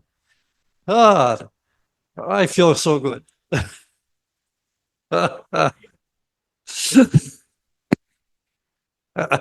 So I'm good to go then? You bet. Yeah, you're up, Dan. Don't listen to Karl. I got it. Okay, can everybody hear me? Yeah. Okay. We're good out in Zoom land. Can you hear Dan okay there? Yeah. thumbs up out there, Dan. All right, so just a brief summary. The story takes place about 100 years ago. It's about a young woman who becomes pregnant out of wedlock, and her father, who is a reverend, sends her north to a small mining town to be married. And this piece I'm going to read, I'm going to introduce a new character. He's not the main character, but he's an important character. So, a hard angle rain pinpricked George Prescott's cheeks and neck. Below his feet, through the wharf planks, the green waters, the rim of a prodigious sea, swelled and ebbed against encrusted pilings. At his back, the Princess Anne, her hull blemished with dents and rust, groaned as it grated against the piling. On the air, he smelled the salt of the sea and the tannic oil of creosote. He shivered, pulled his collar closed, and looked across the bay's excuse me, convoluted waters to a misted jetty of headland, where waves crashed with distant spray on stone shores scuttled below timbered mountains. In the shifting mottled shades of mist, he saw her smiling face, and with it the emphatic love of her ghost. Tears budded as his breath fogged in the stream of exhale. His heart festered with the void of her. He searched the sky, watching a pair of seagulls float still with wings spread into the wind. A strange textured land filled with substance for some, empty to him. He was again far from the home of his youth, and asked himself, why this need to bond? You have bonded with a few, but only to one place. He closed his eyes and saw himself playing lacrosse with his brother, while his sisters dressed wooden dolls in the foundational lands of golden grain, excuse me, cat-tailed ring ponds, scrub aspen, weathered barns, shelter-belted homes, looming over the sod hovels of the last generation. Vaulted by an engrossing sky, saturating the frame of sight and eroding one's sense of self. A self small within the whole, but within it nonetheless. A voice shouts down, good luck, George. His eyes open to a dappled sea. He turned to the Princess Anne, raised an open hand. And to you, Captain, have a safe trip back. Over the previous 3 days and as many nights, George has come to know Captain Stewart, who insisted George call him Ross after their first meeting. Captain Stewart looked surprisingly similar to Bruce Miller, his superintendent. Both men were the same height, rotund, same hairline and color. Even the eyes were the same. This uncanny resemblance first made George question his own insanity. He recoiled. Were they brothers? No, George would learn later. Captain Stewart may have mirrored Superintendent Miller in appearance, but inside he was a different man. Stewart was decent, considerate, and generous. Miller, on the other hand, was a self-serving hypocrite. Less than a fortnight ago, George had stood at attention in Bruce Miller's office, and if it wasn't for the city manager's presence, another selfish bureaucrat, George would have not been on the Princess Anne. Constable Prescott should be dismissed, charged, tried, and imprisoned, but that would make the force look worse in the eyes of the good citizens who have heard enough of the transgressions of their police force. If he quit or spoke of this, he would certainly be charged and would end up in prison, where policemen do not survive. His only option was to take an assignment with a new provincial force, a banishment in silence to an outpost at the extent of Dominion. George held back the urge to speak out, to push back with a stronger tone. He even rehearsed what he would say. I was following the procedure I was taught, the procedure everyone follows, the procedure ending with you. You took more than any of us. Just look at your house. If I'm guilty, what are you? In the end, he held his tongue, reverting to the good soldier he once was. The memory of this dressing down sat small beside the others, like a child's ball resting on a house. The constant ringing in his ears, tinnitus, the doctor called it, caused by damaged eardrums from exposure to air, rented with explosion, rifle reports, and shouts of advance and screams of agony, was a constant reminder of the horrors of the mud and the death in the trenches, pooling like axle grease in the folds of his mind. You will assume the duties of a constable of a small mining town. The only constable. You can be chief if you like. All you're accused of will be confined to this room. You will speak nothing of us. Your new employer knows nothing. Now go in silence. And he went. As Prescott walked up the gangplank to board the Princess Anne, with every step he thought not of Superintendent Miller. Instead, his thoughts swirled with his past. Okay. Well, you can finish the sentence. Yeah, the paragraph. That just means wind her up, Dan. A swirl of his past of a childhood on a prairie farm with his family, 2 younger sisters, Iris and Anne, and an older brother, Albert. There had been others who life forsake before the turn of spring. He learned his reading and writing and arithmetic in a drafty one-room schoolhouse sitting alone on the wide prairie like a miniature cube on the floor of the sky. Okay, that's it. Beautiful. Thank you. And an interesting new character for sure to add to the mix. And I can see how he's going to collide here in the small town. Beautiful. Thank you, Dan. All right. We're going to have a little musical interlude now, going out to Zoomland, and Mark is up his guitar and Qualicum. I do. It's time. Well, thank you.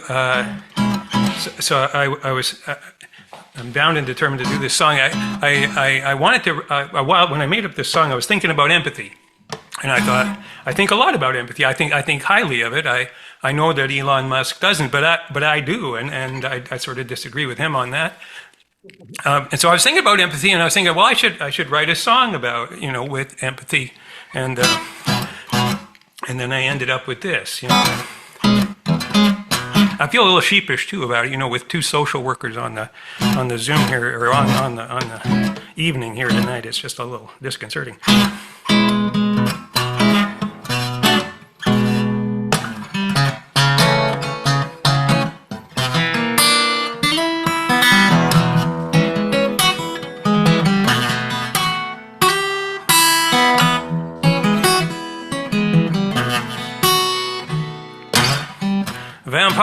Vampire, you seem so blue. Where are your friends, your dinner guests? Have they all run away from you? Don't worry, time is on your side.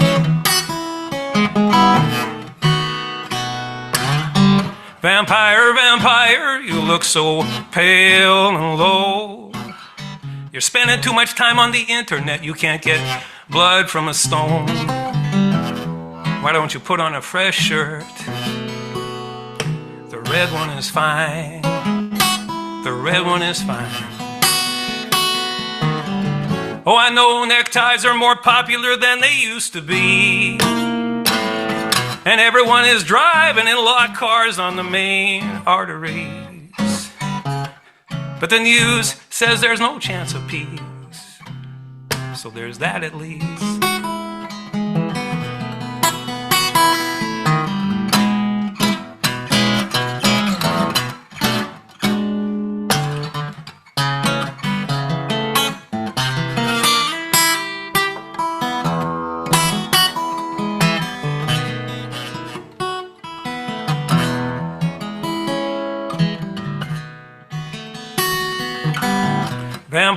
Vampire, you could lead a big corporation, or maybe a populous military nation.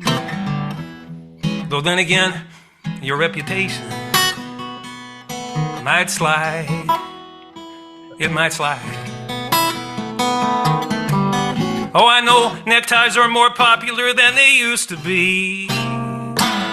And everyone is driving in locked cars on the main arteries. But the news says there's no chance of peace. So there's that at least.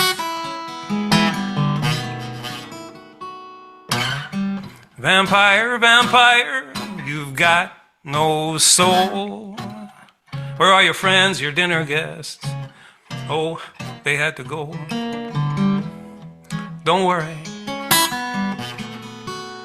Time is on your side. Time is on your side. Time is on your side.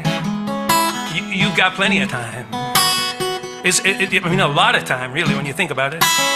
You've got so much time. Why, you have enough time. You could sit down and you could read a book, like right from start to finish, without even skimming it or anything like that. You got so much time. You could like fold the laundry. Who's got time for that? But you do. You've got time. I hardly have any time at all. Anytime now, Karl or Derek, they're going to say, you got to wrap it up. I hardly have any time at all. But you've got time. So much time. You've got time. You've got lots of time.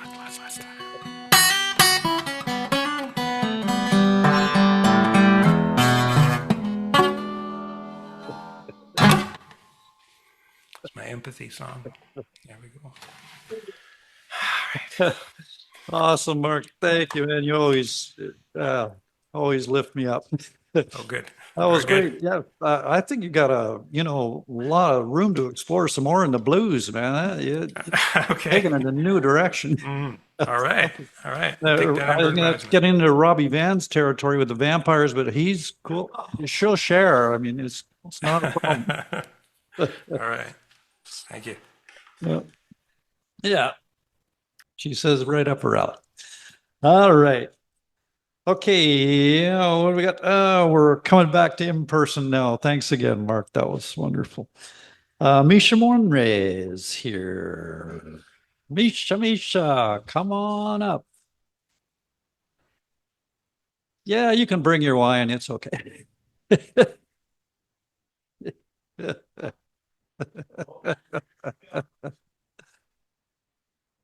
All right. Welcome back, Misha. Hello. Hey, how are you? So I'm not sure how much time I actually have to read. Oh, 5 minutes? Okay. Yeah. I will just read till you ding me then. Yeah, when you hear the ding, you can just go to the next convenient place to stop it. It's all good. So this is called Shadow Aim. It's a story I started about 14 years ago. Woke up from a really vivid dream and I had to write it down, and this was the result of that. And ironically, I haven't even gotten to anything in the dream yet, so I'm thinking of starting to write it again this year. So I'll start with the prologue. You shall always be lost, my poor wandering Wayne. Go on and find the home your heart yearns for, and don't come back. We will be long beyond the lands of Delphash when you find your way, if you ever do. The words of my own kinsmen rang in my head, causing my eyes open as if to search them out. Even though it had been many seasons since I left my tribe, I still felt them around at times, stoking the fire, sharpening tools, the young children running off to hunt an ivy, and the young people focusing on their skillsmanship.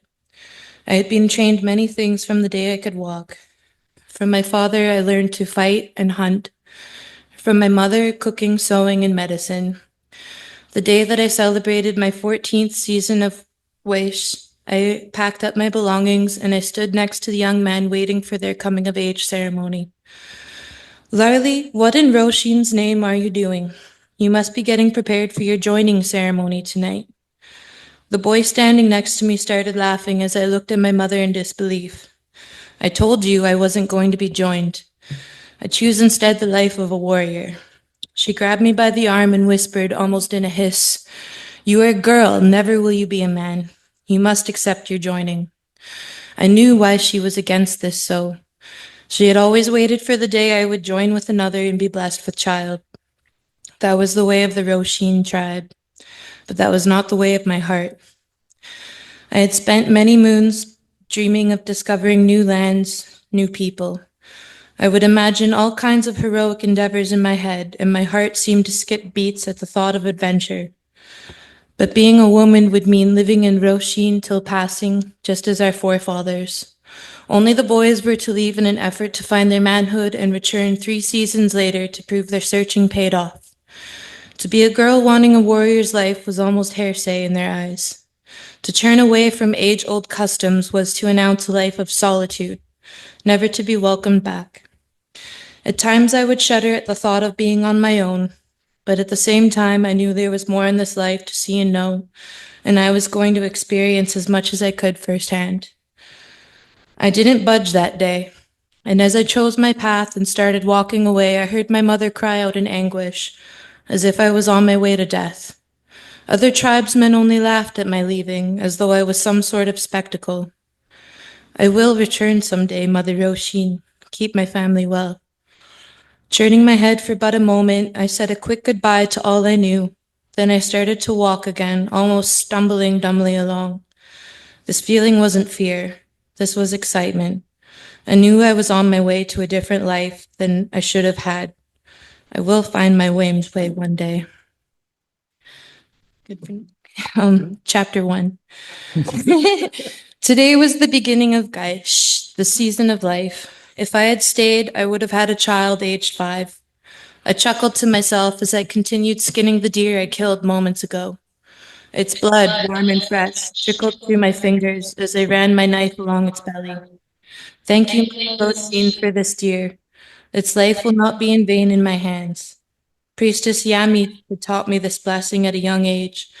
For every life I took, Mother Roshin blessed and gave back to me as a way of carrying on my life.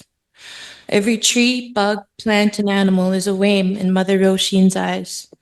Take care that you do not upset her by carelessly wasting life. Priestess Yami's stern voice rang through my head as I continued skinning my cat. I had just finished pulling the hide off as I caught sudden movement from the corner of my eye. I quickly turned, knife in hand, where, to my surprise, a child stood before me. Who are you, little one? He only responded to my laugh and started to run off into the lush forest before me. I never dared wander there when the sun was starting to hide, just as it was now.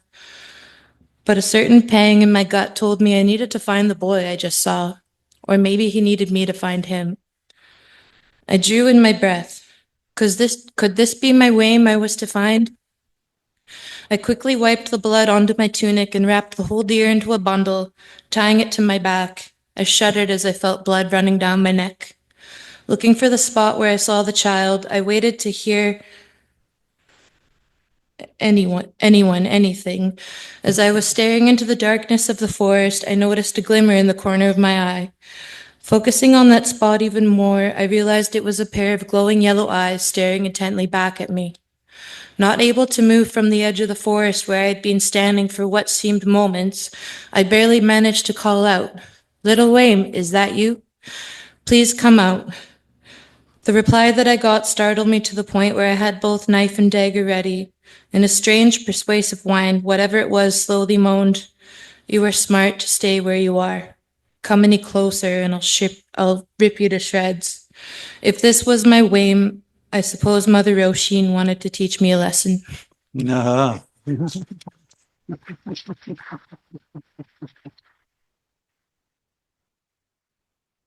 I was glad you got to include at least that response from the yellow eye, so I wasn't left totally hanging. Thank you, Misha. That was great. All right, we're going back out to Zoomland now, and Bill Engleson is up on Denman Island. Okay. Bill. You hear me? You bet, loud and clear. Okay, these are 6 poems. Each are very structured. First, every stanza has 3 rhyming.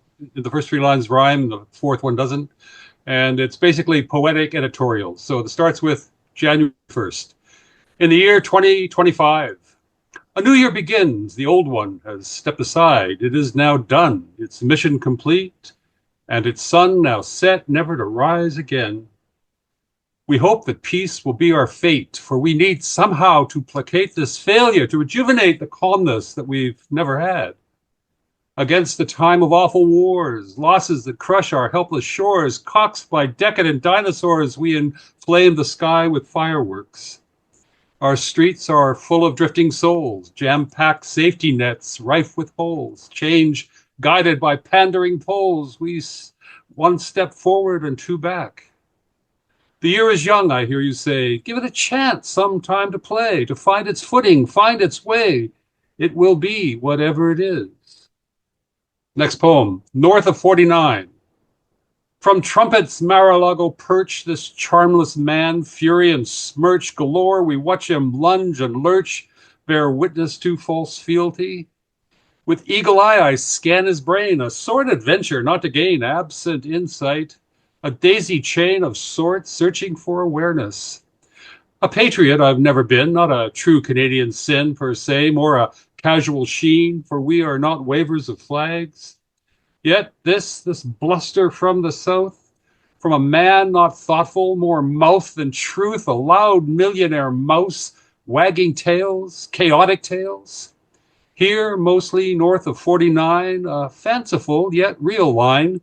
We will prevail, a steep incline perhaps, but we will be united. Next one, lift up. In Washington, Trump's newest term approaches. His nominees squirm a tad, but most will be confirmed. Few will likely defend the truth. I say this, witness to the times, as we watch as each minion climbs out of view of Donald Trump's crimes, a dark perch where sycophants roost. America's divide extends and the facts are twisted. The truth bends. Political largesse depends on strict obedience to Trump. Democracy's surely adrift, festering sores, an endless rift, partisan angst, a wholesale shift to a bluster-baked naked king.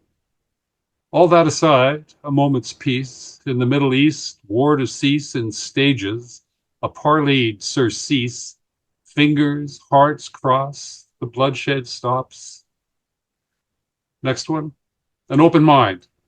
One wants to keep an open mind. For a closed one, well, one might find the unsighted leading the blind, an awkward political state. 'Tis a sticky wicket, I think, an undefended kitchen sink of thought, leaving one on the brink, stuck on the cliff of compliance. Hold your horses, I hear you say. Your metaphors have gone astray. Your exposed brain has lost its way. What the heck are you on about? You've caught me, a poet's trap, trying to be an upbeat chap, offering joy, positive pap. Clearly, I need reprogramming. In this, the time of old King Trump, Canucks and all are up a stump. Frost said it well, your throat's a lump. Indeed, that's where this poem starts. Friends through time.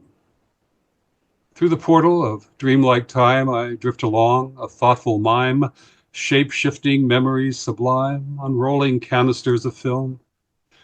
I see the freckled kid I was, ruffled, a doubting Thomas gauze of mist that blanketed each cause that I embraced, a careless child. Friends came and went, I have lost track of most, and as I venture back in memory, I sense the lack of context that left me adrift. Once in a while, I reconnect, a good time recalled, held in check by precision. Still, we reflect on the wonders that might have been. One last poem from a poem for the New Democratic Party of Canada, written this morning. On a blue electoral note, a pale sapphire to sugarcoat the end of our federal vote, the NDP hopes to survive. With unfettered insouciance, we accept the elector's stance, the greater threat, the tyrant's trance, his delusions require depth. One problem is first past the post, a narrow track that's uppermost in many hearts from coast to coast, a fair vote Canadian thing. I am not cheery or spilt milk, for the martinet seeks to bilk the whole earth to enrich his ilk, and we are surely a flashpoint. And that'll do it.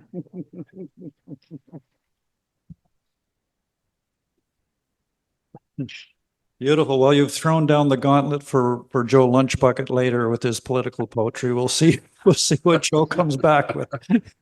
Get writing, Joe. Thank you, Bill. I enjoy your poems on Facebook. It's wonderful the way you keep yourself limber and throwing the poems out there and inspiring others to take on some of those challenges. It's great stuff. All right, back in house now, and Dean Lamont is going to take the stage. Come on up, Dean. Has it got a Ned story today?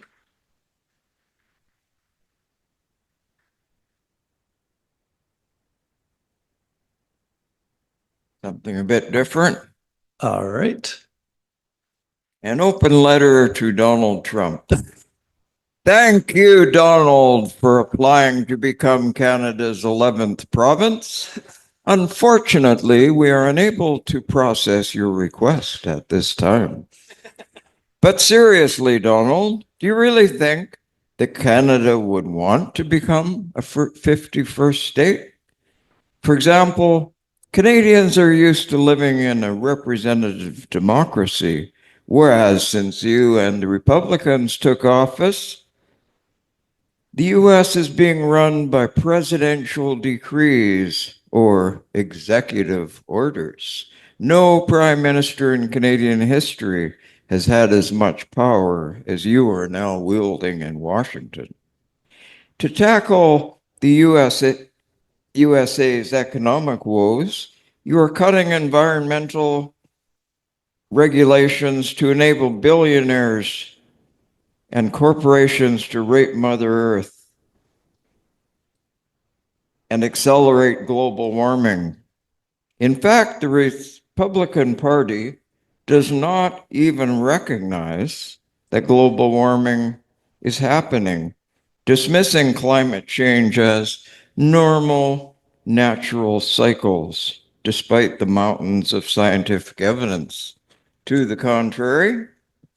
Here in Canada, most people accept the reality of human-caused climate change, and various levels of government are attempting to address the issue.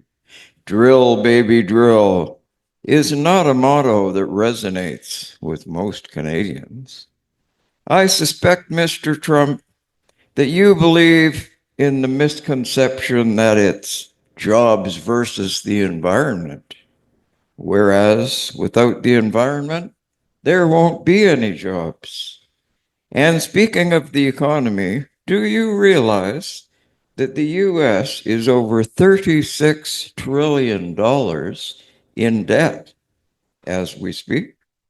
In fact, the situation is so grim that the US government itself is forced to shut down periodically when the debt ceiling is hit.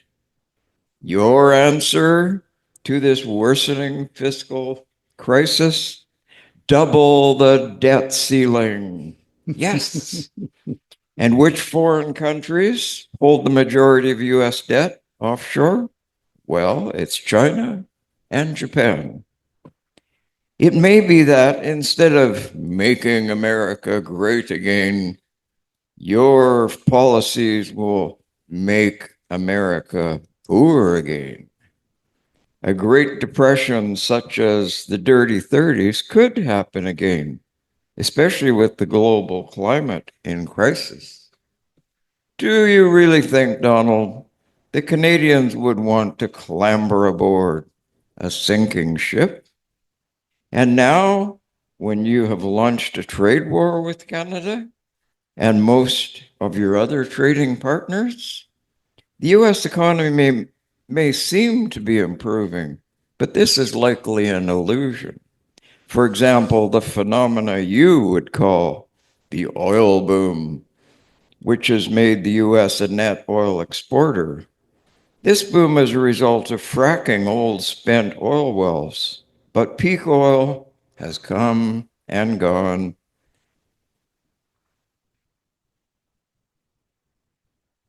And after the oil moguls have fracked the US landscape, there won't be much left. Donald, you may be making the same mistake as Putin. By invading Ukraine, Russia has alienated most of Europe and much of the rest of the world. Certainly the Russian economy is doing well now, but they're relying on oil and gas exports, which will soon dry up. Even from a strictly business point of view, Donald, do you think it's wise to alienate trading partners?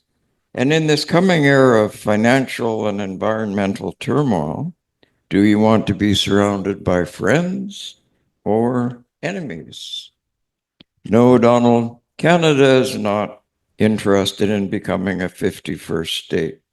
As Mark Carney said in a recent interview, Canada is not ever going to want to marry and move in with the US. Rather, we should be friends with benefits. Another sticking point between your views and Canadian values is we value inclusiveness and diversity. Most Canadians don't perceive immigrants and gays, for example, as second-class citizens. We embrace diversity, which makes us stronger. This is a historical reality for us. Someone once described Canada as the vichyssoise, a culinary dish of nations, cold, half French, and difficult to stir. Thank you.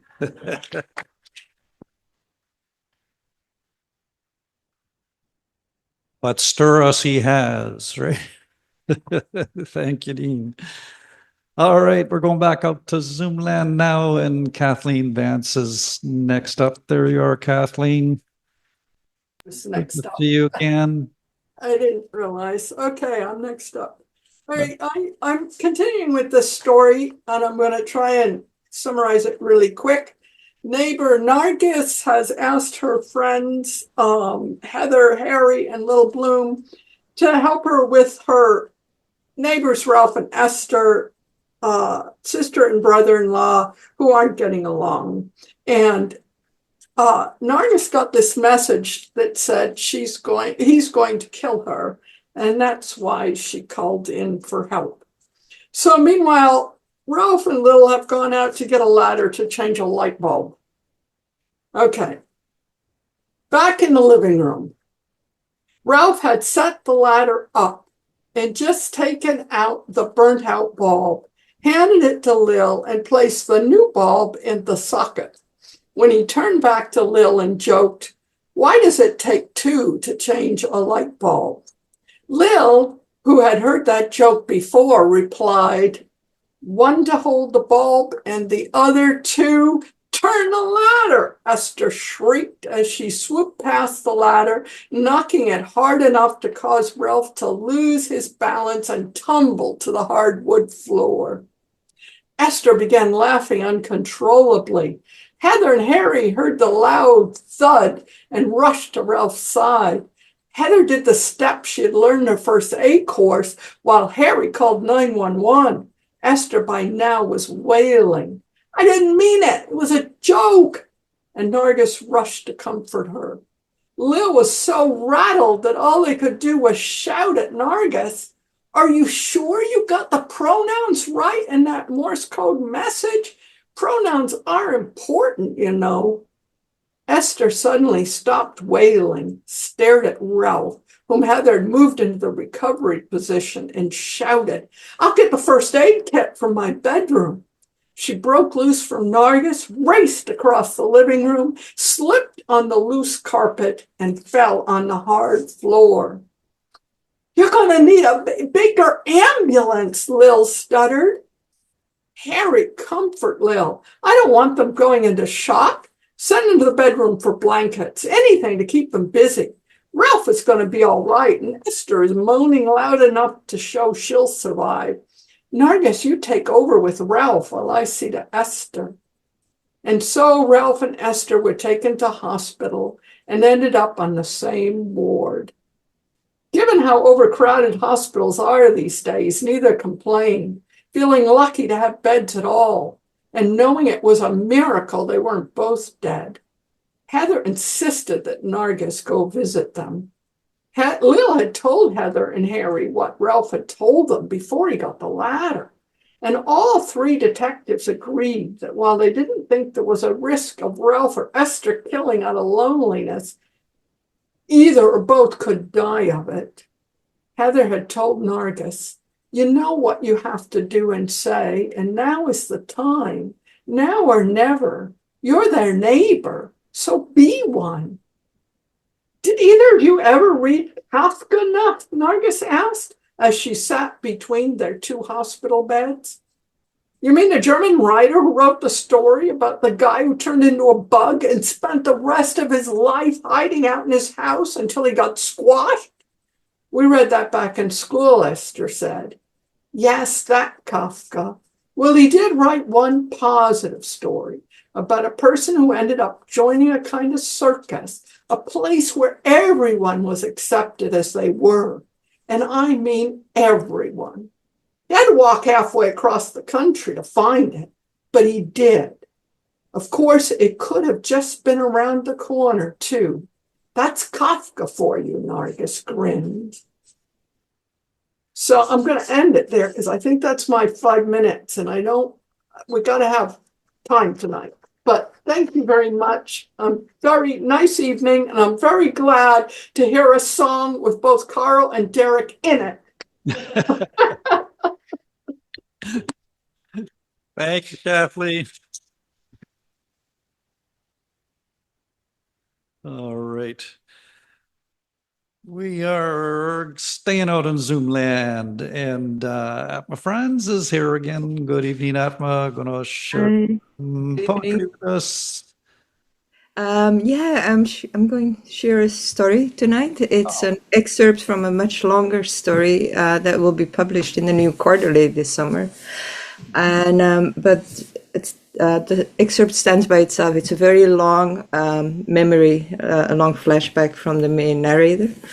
And the only thing you have to know to understand it is that it's set in the south of the Netherlands on an island, and there is a legend about a water spirit which is called an Emcee.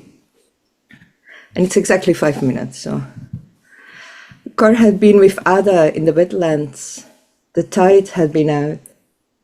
They walked the whole way to the edge of the reeds.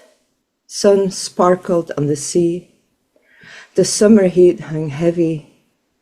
Karl was dragging his net through the water in a large swooping motion and caught something, a black and white fish, which flailed about wildly as he hauled it out. He released it into his red bucket. It slithered along the smooth plastic walls, looking prehistoric with its pointy snout and row of bony plates on the back. A baby sea dragon. I've never seen anything like it before, Ada said. You need to let it go. No, I want to show it to Opa. Ma says we can only take stuff we know. Otherwise, we'll make the Nixie mad. Karl dipped the lip of his bucket into the ocean, letting more water flow in. He was not going to let Ada tell him what to do. For once, he was the one who had found the treasure. Ada grasped his arm, nails digging into his skin. Did you see that? What? There! Ada pointed at a wave breaking white on a nearby shoal. Karl didn't see anything. Under the rushing surf, there was a new sound, high-pitched and plaintive. He had goosebumps, even though there was no breeze. You hear that? It's just someone playing a violin, Karl said. Only he knew it wasn't, and he didn't dare to look again. Ada hugged herself and whispered, It's the Nixie! She's going to come after us! You're making that up. I'm not! I saw her! Yeah, right. Then again, one long sound floated over the water. When Karl had heard it before in the depth of night, it had been muffled by the rushing of the wind in the old oak. This time it was loud and clear. It reminded him of the stickiness of cobwebs mixed with the excitement of unopened presents, the feeling of forbidden things, like listening at a closed door. He started walking away from the ocean, the muddy marsh sucking on his boots. Ada followed beside him. He walked fast, but not so fast that it would look like he was running. Then he heard it again, close by. He wanted to run away, but he also wanted to look over his shoulder and find out what was there. But Ada pulled his hand. Run! Giving up all pretense, they sprinted towards the edge of the wetlands. The bucket bumped against his leg, sloshing water, and the dragonfish flopped out. Karl reached for it, but it glided away between the reeds. Tears leaked into his eyes. Come on! Ada pulled his hand again, and this time they didn't stop running till they arrived at Opa's farm. There he leaned against the barn, panting. Ada made a weird broken sound, and Karl wasn't sure if she was laughing or crying.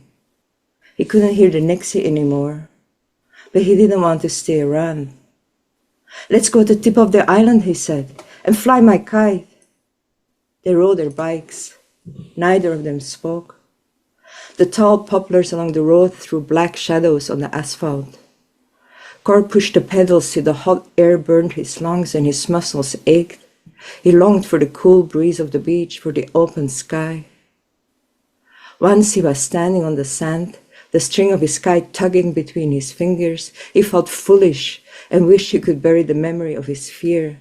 It was just a violin, he said to himself, yet his legs shook and his stomach felt queasy. When Ada asked for a turn with the kite, he turned his back to her. She pulled on his arm. "Stop hugging it, it's my turn." He shook her loose. "Leave me alone, I don't want to play with flyers." She stamped her foot. "I'm not a liar, you know I'm not." He felt mean and angry, but he didn't apologize. The next day, he befriended a boy who lived down the road, Willem, who liked racing bikes and playing marbles, and who scoffed when Ada came over with her spade and bucket, twisting a necklace of shells around her finger, asking if they wanted to play. Looking down at the cat's eye marble he had just won, Karl had said nothing. Thank you.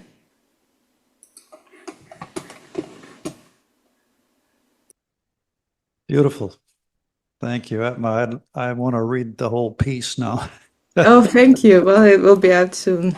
Yeah, sweet. Yeah, that's yeah, maybe I'll bring more pieces once it's out. So that is taken from Dutch mythology then, the Nixie. And Yeah. Well, they have different names, but we have a lot of mythology around water spirits, and they're always tricky and a little bit mean, and definitely not to be trusted. Yeah. Yeah, you got to be careful with those spirits. You just never know. All right, thank you so much. And we're gonna go back to the Kathleen and David reading site, and David's gonna take the hot seat. Oh, good. Warmed up by Kathleen. Oh, there you are. There we are. I don't like the Nixie. It gives me the shudders already. Yeah. So I'm sure it's a wonderful story, but I don't like that Nixie, and I don't fancy being in hospital having Kafka read to me either. So my response to it is this, I suppose. Oh, and I like Robbie Venn's Edgeworld, the click, click, clicking coming down the street, because that occurs in this. So that proves that this is very good. Okay, here we go. This is, I don't know what this is. In her dream, the crows were dying.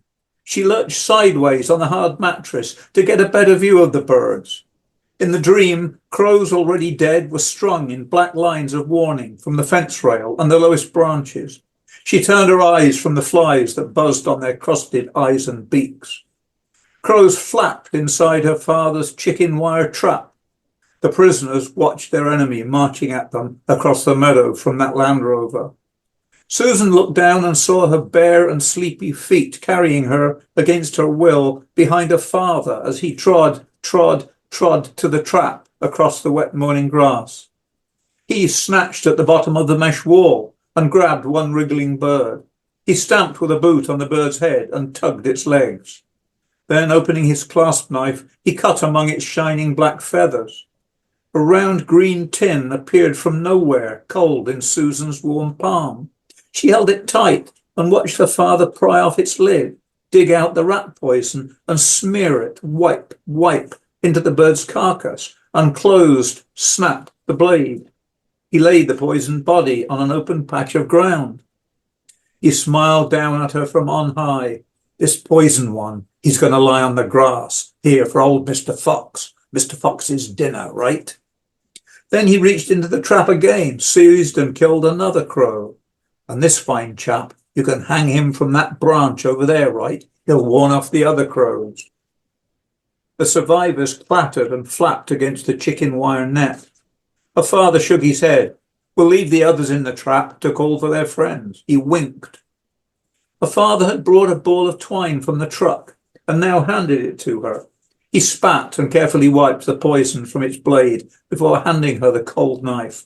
There, be bloody careful with that. Always cut away, never towards you. I'm watching. Susan's dreaming hands floated forward of their own accord, and she cradled the coarsely feathered crow, her long, bare, nighttime legs walking her to the woods, the bolt holes, paths of fox and badger bearing her sacrifice. A feather clung to the periwinkle pattern of her cotton nightie. The bird's broken neck flopped loose against her bare wrist. Tie that twine tight round his claws so his hangs downwards. He's gone. He doesn't feel anything. Her father's voice comforted her through her nighttime bedroom. Susan had killed her last bird last year. A fat sparrow landed, and she shot it dead and stayed quiet for the rest of the day. But her father had reasons for his killing. Susan shook herself awake off her damp pillow. It had been a dream. But just a week ago, her father had driven home, in real life, in hard daytime, with something quite different. He was driving one-handed, holding a rag bundle on his lap. A hawk, he had called to them as they paused from pegging sheets on the line. A hawk, come and see, it's hurt. Susan had pushed pegs into her apron and peered at the struggling creature and its hooked beak. Kestrel, pouted Susan, not a hawk. A kestrel is a hawk, her mum began to argue, but the bird's talons fastened in a spasm onto her father's hand, bringing out bright blood. He had sworn through gritted teeth and swung the bird's head twice, hard against the kitchen wall where the sink's drain pipe poked out of the brickwork. And this time, now, it was broad daylight, and she was dressed and awake, not barefoot in a nightie, with her father in his truck to check a familiar crow trap he had erected at the edge of a familiar field. From the neighbouring meadow, sheep and their new lambs turned to look. We don't want foxes down here, do we? And we don't want crows, he muttered to Susan. The crows got a newborn lamb yesterday. They go for the eyes and the tongue. Foxes are worse. Time you saw some of that. 12 now, aren't you? The Land Rover jolted to a stop and they slid out and walked through the familiar wet morning grass towards what waited for them. Susan shook her head again to straighten the squirming trees she'd never seen before. She rotated her head, patted down her feathers, and clicked her claws quietly across the linoleum to the bathroom and its slippery tiles. Click! The clicking woke her, and the midnight air was stuffy, so she clambered up and padded to the bathroom, brushing a strange feather that clung to her pyjamas. But the bathroom door was shut, and the light shone beneath it. There we go. That makes no sense. Oh, okay. That gave me a little bit of a shiver there at the end. Yes, gave me a shiver too. Oh, sure. All right, thanks for sharing that one. Okay, we're staying out in Zoom land, and we've got Joe Lunchbucket standing by there. Good evening, Bob. Oh, you got to unmute yourself there, Bob. Get your technical assistant Joyce there. There we are. Clickety click click. One more click. Yeah. One more click on the little red mic down in the corner. Okay. There we are. All right, you're good to go there, Bob. Enough politics this month. Bear with me. Can you hear me okay? Absolutely. Okay. Bear with me for some doggone tales of my friends in fur coats. I never met an animal that I didn't like and wish that mankind could speak as highly of each other. Are all species just food processors, transforming food into cells and waste? Is man the only creature that's cursed with the greed gene and displays racism? Has being greedy, grasping capitalists propelled us to the stars? If we had fur, would we all be cuddly like a teddy bear? Think of all the time wasted dressing, shaving, praying, and pursuing females not in heat. Animals are uninhibited and don't consider bodily excretion or mating as private acts. That is, they don't deny nature's urges until after marriage ceremony and do what comes naturally. They sniff each other's privates even on a first date, and females choose. There's no racial discrimination, and different species often befriend each other to hunt and play. People divorce, but animals without souls are socialist, loyal, and will defend you even at their peril. Even without a marriage contract, they never betray us, aren't prejudiced nor misogynist. They accept us as clan members and will lick any injuries that we have. Dogs are obedient kids that don't argue nor cheat in business. Homo sapien divorcees often ask for joint custody. If we had tails to wag, could we mask deceit? If St. Peter demands character witnesses to qualify for paradise entrance, can we ask our furry friends to woof on our behalf? If we see no cats or dogs there, did we land in hell? Cats and dogs will catch and devour frogs, birds, and rabbits. 30% of their brain is allotted to sense of smell, and it must be pure hell for them to be fed only dog food when the aroma of household cooking teases their nostrils. Some dogs watch TV, and every time they see other animals on screen, they search for them behind the TV and outside. If watching TV is a sign of intelligence, then the human race are all geniuses. It hasn't yet been determined if dogs that disregard TV completely are smarter. For months, our TV-addicted dog searched behind TV and ran out dog door before she finally realized it was all Hollywood hype and ceased her searches. Is this like our progress from dark age gods to enlightened atheism? It took our dogs 2 years to teach us how to walk them. They had a lot of patience with us. My first memory is of Bart, the furry guardian that herded my cousins when we were both 5 years old. He condoned our mauling and tarring him with whatever was at hand, and kept us from wandering off from gardens so that we wouldn't be trampled by horses and cows. He, along with all dogs, howled at night in fear as Russians and Germans tried killing each other in World War II Poland. Animals and civilians were considered collateral damage by both sides.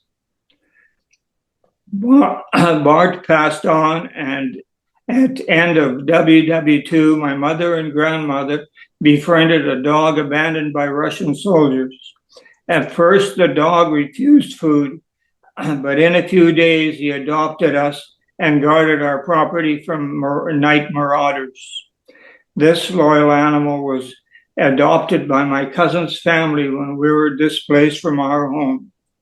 Dogs await their masters at the door, but eventually join new clan. Sorry.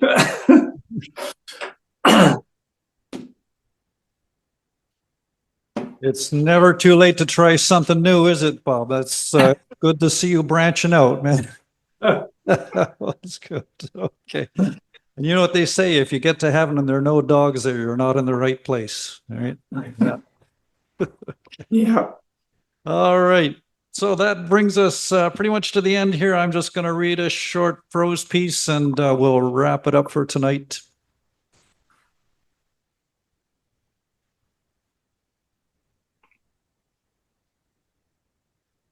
This is a piece that I did read here at Char's once a few years back, but there was hardly anybody here, so I'm going to read it again. Came across it I was gathering my poems together and thought, oh, this needs to be shared once more. And it's partly to do, it's about turtles. And I'll say, for those of you who don't know, snapper turtles almost were killed to extinction in the United States. And Campbell's actually used to sell bundles of turtle soup, and they killed all the wild snappers. So they stopped Campbell's from selling the soup, and the snapping turtle have come back. So yeah, so there you go. This is called The Voice of the Turtle. Testudinous was the word that Boyle used in his short story Greasy Lake, which sent me to the dictionary, only to find it means turtle lake. And I'm thinking, what's with this string of turtles in my life? Take last weekend, when my son and his new girlfriend came for dinner, and my son told me afterwards that she said I looked like a turtle. And then my friend Francine said it's good that I come out of my turtle shell to do certain things, like I'm some kind of recluse or something. When I look back on my childhood, I have to admit that it's laced with turtles, or as my cousin Frank might say, it's right maggoty with turtles. From the little painted turtles we kept in a shallow terrarium and fed raw hamburger and dewworms to my grandmother, who wasn't a turtle, but was prone to blurt out lines from the Bible at the oddest moments. One of her favorites was that line from the Song of Solomon, "And the voice of the turtle is heard in the land," which, when delivered during a gap in conversation at the dinner table, never failed to bring a smile to her face.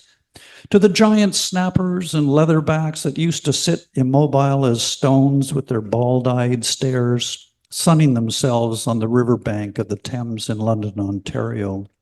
A sudden movement could send the leatherbacks rocketing into the water. The snappers, on the other hand, preferred to balance on low branches jutting out from shore, and when disturbed, they merely tipped sideways and plopped like giant helmet-shaped turds into the murky water of the Thames. How many days we spent on the edge of Sanderson's Pond with one end of a ball of string tied to a log, waiting in breath-held silence for a head to break the surface, followed by the scaly paw of a turtle groping for the floater. Once it had a grip on the log, a few rear leg kicks would propel it up onto the sun-warmed bark. Then how patiently we pulled them in, a quarter inch at a time, resisting any urge to scratch an itchy nose or loose a snicker, anything that might tip them off, until at last we'd have them close enough to shore that a sudden lunge could land them hissing and gasping in the mesh of our nets. We never kept them long. A night or two in a pail with their nails scraping the steel sides was all our parents would tolerate before ordering us to return them to waters from whence they came. Once, by Walter's Pond, we caught this huge honker of a snapper on land, probably come up to lay her eggs. She was magnificent, almost 3 feet across, with a head the size of my father's fist. Her eyes were a mottled amber color, and her tail, with its series of diminishing spikes, looked positively prehistoric. Her shell was a metallic gray and ridged like a tank. When we poked at her with a stout branch, she tolerated it, staring straight ahead myopically as if she didn't even know we were there. Then, quick as the flick of a lizard's tongue, she snapped a 2-inch chunk off the end of the branch, her beak slicing through the thick wood like it was built of butter. I like to think it was the reincarnated spirit of that old snapper that showed up in Midway Creek years later and made off with a whole stringer of largemouth bass that Ron Bloxham and I had taken a whole day to catch. The first time it showed up, Ron saw the propylene rope stringer pulling away from the shore and managed to grab it. He stepped back up like the muddy bank and pulled hard until all the fish and finally the turtle's leathery head broke the surface of the water. It looked completely startled when it saw him. Its beak fell open in fright and it swam away as fast as its flippers could paddle. Ron figured it was gone for good then and put the fish back in the water to stay cool.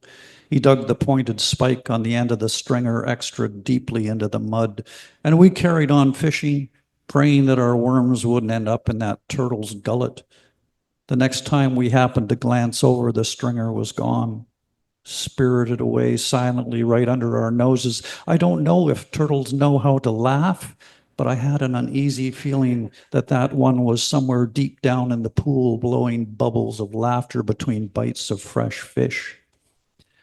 Last summer, driving west from Osoyoos, we rounded a curve in the highway at 110 kilometers per hour, only to see a 2 or 3 pound painted turtle straddling the center line, its long neck stretched out full length, craning for a glimpse of the safety of the far ditch.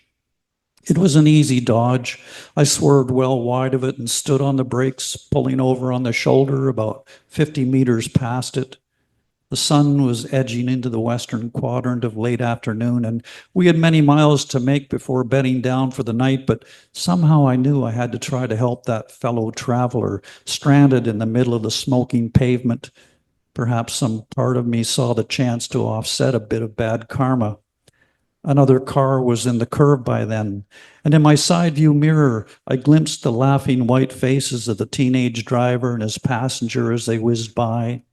I pulled a U-turn and peeled back, only to find the turtle crushed on the center line, its shell shattered into ragged segments like an ugly puzzle, with pink meat bulging out between the pieces. It must have been an easy target. I carried the carcass gently over to the ditch and nestled it down amongst the wild sage and chamomile growing there. Its eyes had hardened into 2 small amber marbles already. Its cool reptile's blood was on my hands. Its blood was on all of our hands. Go to the light, my friend, I said, and imagined its turtle soul climbing testudinously into the endless blue water of the sky. Maybe my grandmother was there to welcome its voice in the other worlds.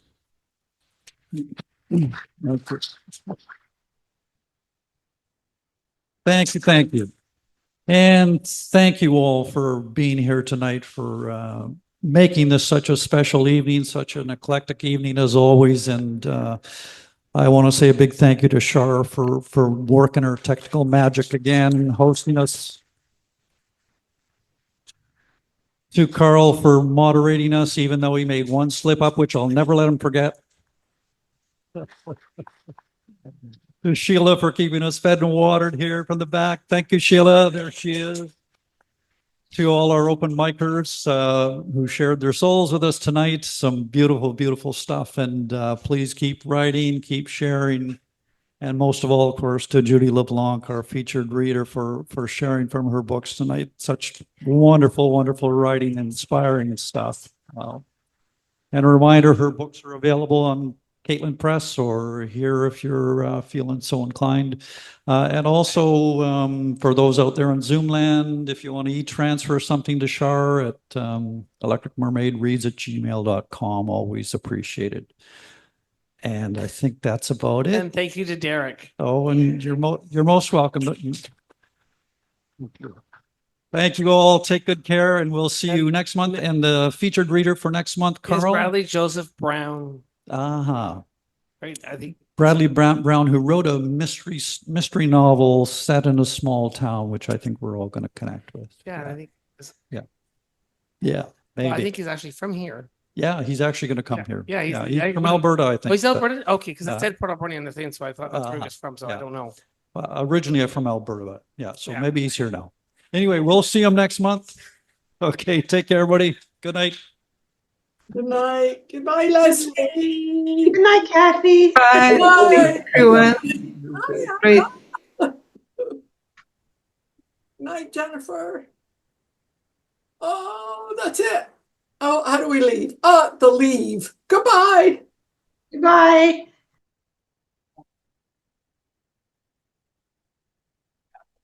You can do that now, right? You can be anywhere. Yeah.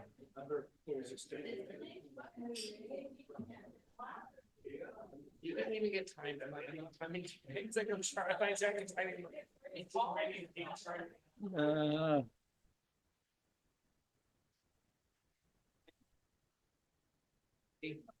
We're good. My new computer.